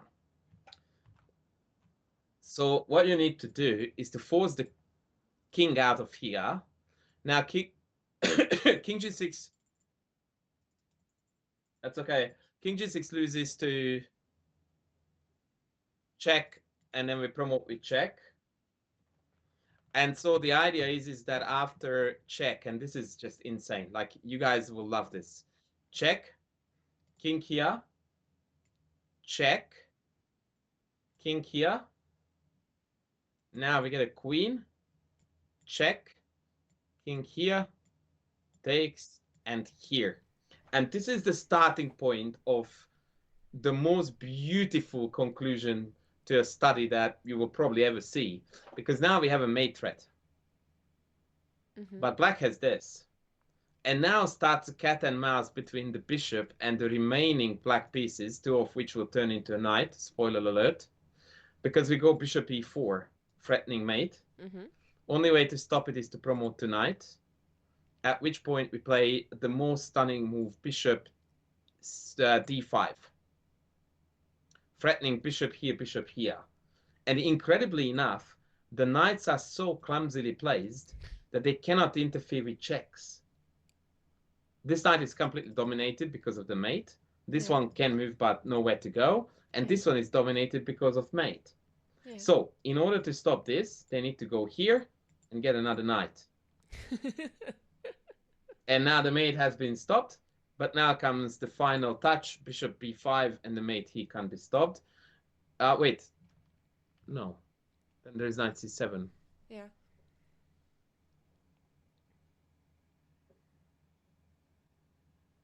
What am I forgetting? Oh, wait. Oh, no. And then bishop a4. That's it. And then the mate on d1 can't be stopped. So I can throw the knights in the way, but they will be captured with check. So take, here, take, and then mate ultimately. King says it is bishop b5. Yeah. Yeah, it is. I remember now. Yeah. So one more time, slow-mo. So first we force the king to here by some clever checks. Oh, that's not the one. Sorry. Check, check, check, check. Then we promote the queen. They have to check the queen down, and now we created the checkmate net. And that's when this whole dance begins, which is just insanely beautiful. Yeah, this is insane. Yeah. Did you say who created this? Yeah, it's a Dutch gentleman called Van Breukelen. I don't know if I pronounce it correctly. I will type it into the chat because I happen to be so educated that I memorize his name. But this is very famous, yeah? I've not seen that. I think it's spelled like that. Why do you have that icon first? What icon? Is that because you were my first subscriber? I don't know what icon you're talking about. I don't see any. In the chat, you have the icon. Yeah, on my end, it doesn't show. Oh, okay. I think maybe you... Yeah, you were... Okay, you were Founder. one of my first... Yeah. That's how supportive you are. Then there you go. Yeah, there you go. Digression there, but this was insanely beautiful and clever and everything. Yeah, that's next level stuff. Yeah, this is a study that gets republished about every 5 to 10 years on all the chess social medias like Reddit, Twitter, and always someone who has never seen it before publishes it as it was something new. If my memory serves me right, it was composed in 1977. 1977. I think so, but now I'm going to look it up. So you have not only memorized the name, the how you spell the name, you have also memorized the year it was made. Well, I am bragging here and probably incorrectly, but you will find, and Magnus is, by the way, the ultimate example, and I do not mean to compare myself to him by the slightest, that when Magnus is shown, yeah, it's often quoted as the Plaschket, or Plaskett, James Plaskett puzzle. I don't know why, by the way. But whenever Magnus is shown a position, when, they test his chess culture about who played it, there is never a chance that Magnus would just say Botvinnik Smyslov. Nah. It's always Botvinnik Smyslov, Moscow, 1967. Like that. Yeah. By the way, I was wrong. It was 1970. Almost. And I also misspelled the name because the U and the E are the other way around. Almost. Oh, actually, the date is not certain. So it's roughly. Oh, it was published in 1997, but it was composed in the 70s.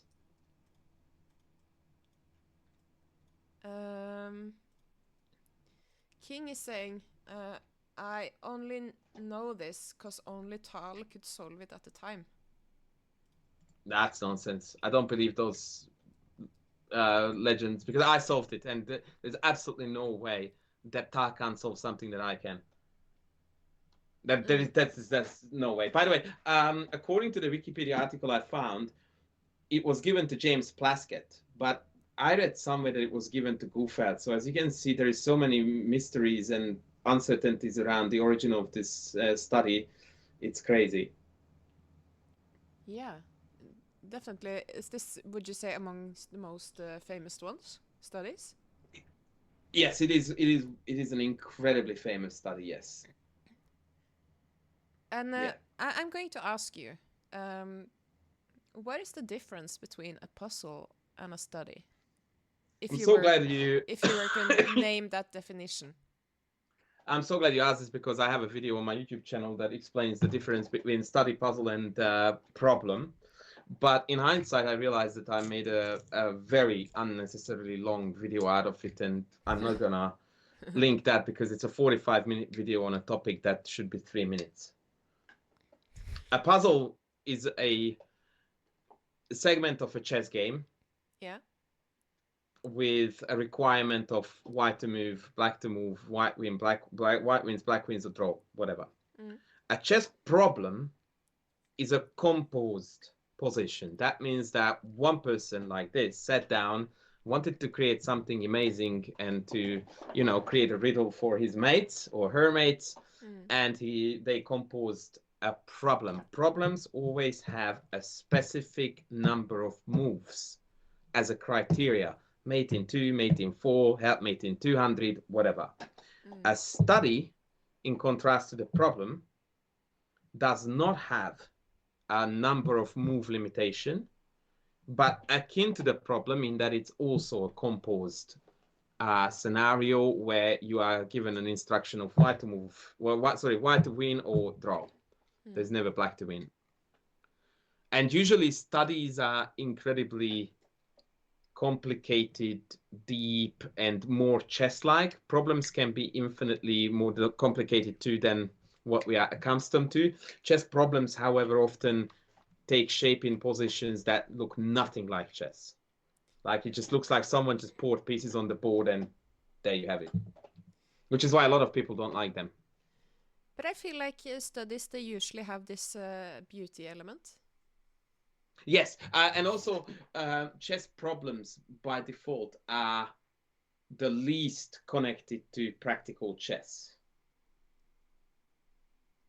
So there is that too. Like I could show you, a myriad of checkmate problems that you look at and you go like, what the hell is this? Like this doesn't even look like the game I'm playing. Yeah. But they are done for a different purpose. It's to entertain, and also, by the way, they compete amongst themselves. The same way how, sometimes artists create a piece of art and then they get judged on certain criteria. They get what? They get judged and judged. ranked. Yeah. So it's kind of like not a. Let me show you what I'm.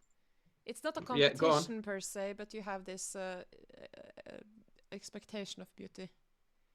Well, actually, most of them are actually competitions too.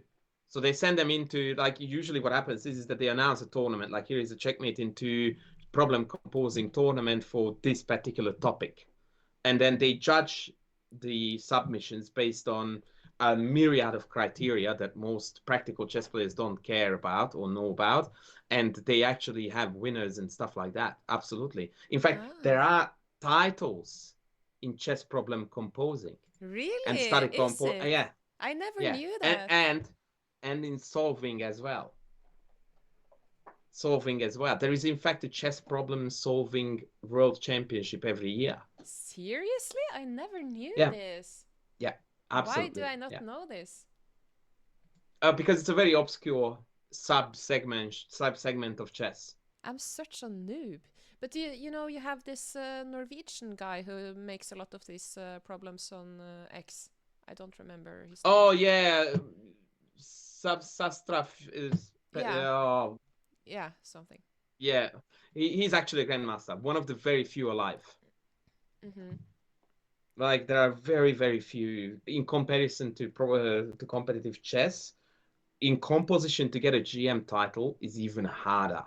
Like it's crazy, absolutely crazy city. Like I think there are about 10 composing grandmasters alive right now in the world. 10. Seriously? Yeah. 10? Where 10. Are they getting extinct? Pretty much.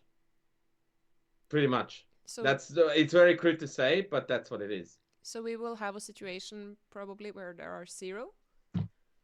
Potentially. So let me just show you this very quickly and then I will go. So this is a mate in two chess problem. Now you look at it and you go like, what the actual heck?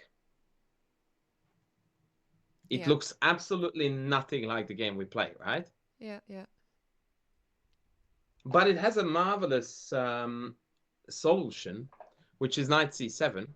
I'm just very quickly going to cut to the chase. Mm. And now against every black move, there is a mate. In particular, a few that I would like to show you. So if rook takes, then pawn mate here. Mm. The reason why it only works now is because by moving the rook, now the bishop is covering d3. Yeah. Okay, if king takes bishop mate here, that wouldn't have worked earlier because obviously the rook was here. Mm. And yeah, that's pretty much it. D, bishop mate here. You see a beautiful array of Yeah, various yeah. checkmates. This Takes, is checkmate here. yeah. The more you look at it, the more you realize how immensely beautiful it is. Knight e3, rook takes e4. Right? And so what makes it even more beautiful is if you are able to identify certain themes. But for that, you need to become a bit of a problem aficionado to pick up on the various concepts here. So one of them is called self-block, which is a name when a black piece occupies a square that otherwise would be available for the king. So here, for example, rook d5 is the mate threat, yeah? Mm. And I can take this rook with 4 different pieces, and each 4 capture is met by a different mate. If you think about it, that is absolutely sensational. But I really don't want to get into this too deeply, but if any of the black moves could be met by 2 different white checkmates, that would nullify entirely the problem. Like it would lose its value. Literally. It's like someone gives you a block of shiny stuff, they tell you it's gold, and then you have a good look at it, and it turns out that it's cow poo. Like that's how badly it loses its value. So that gives you an idea about how incredibly difficult it is to compose them. Because when you are composing them, you have to ensure that these criteria are met. That is actually insane. Yeah. And Like people dedicate their lives much more so to problem composing than to actual competitive chess. Like their level of dedication is absolutely insane compared to ours. They would fine tune and polish one problem for months on end. mm, mm, mm. We play like thousands of games in that time. They polish one position to perfection.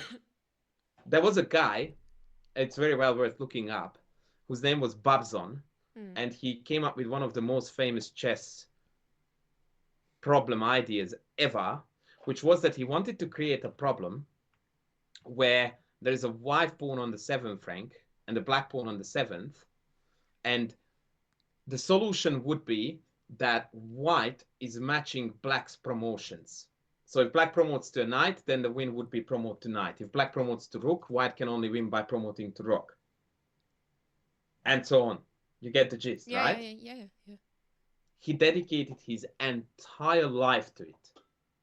Are you His serious? entire he spent like half a century on trying to come up with just one puzzle problem, sorry, that made that work. That is insane. The I guy hope. died without accomplishing it. No, are you serious? Yep. He spent literally like half a century, concluded that it was impossible to do, and died. That And is then so about sad. 50 years later, a football coach from Kazan, Russia, came up with multiple versions of the Babson task solved. Like he composed about 5 or 6 problems, all of them meeting the criteria. That is so sad. Well, in some ways it is very sad. In some ways it's brilliant that he created a riddle that lasted so long before finally someone could crack it. Yeah, it's Stefan Nielsen. Yeah, that's the guy. Yeah, Jakob Aagaard's friend. Yeah. Yeah. Have you ever composed a study? I composed a few problems like these, helpmates. I submitted 2 of them to tournaments. And that was about it. Look, I don't want to go too deeply into this, but the chess problem composing genre is dying out rapidly because most of the topics have been composed to perfection so that they can't be improved upon. In fact, they were done already in the 70s. Yeah. So it's extremely difficult to come up with new chess problems. Usually what they do is that they recreate problems that have already been done, and they usually recreate them worse than the original.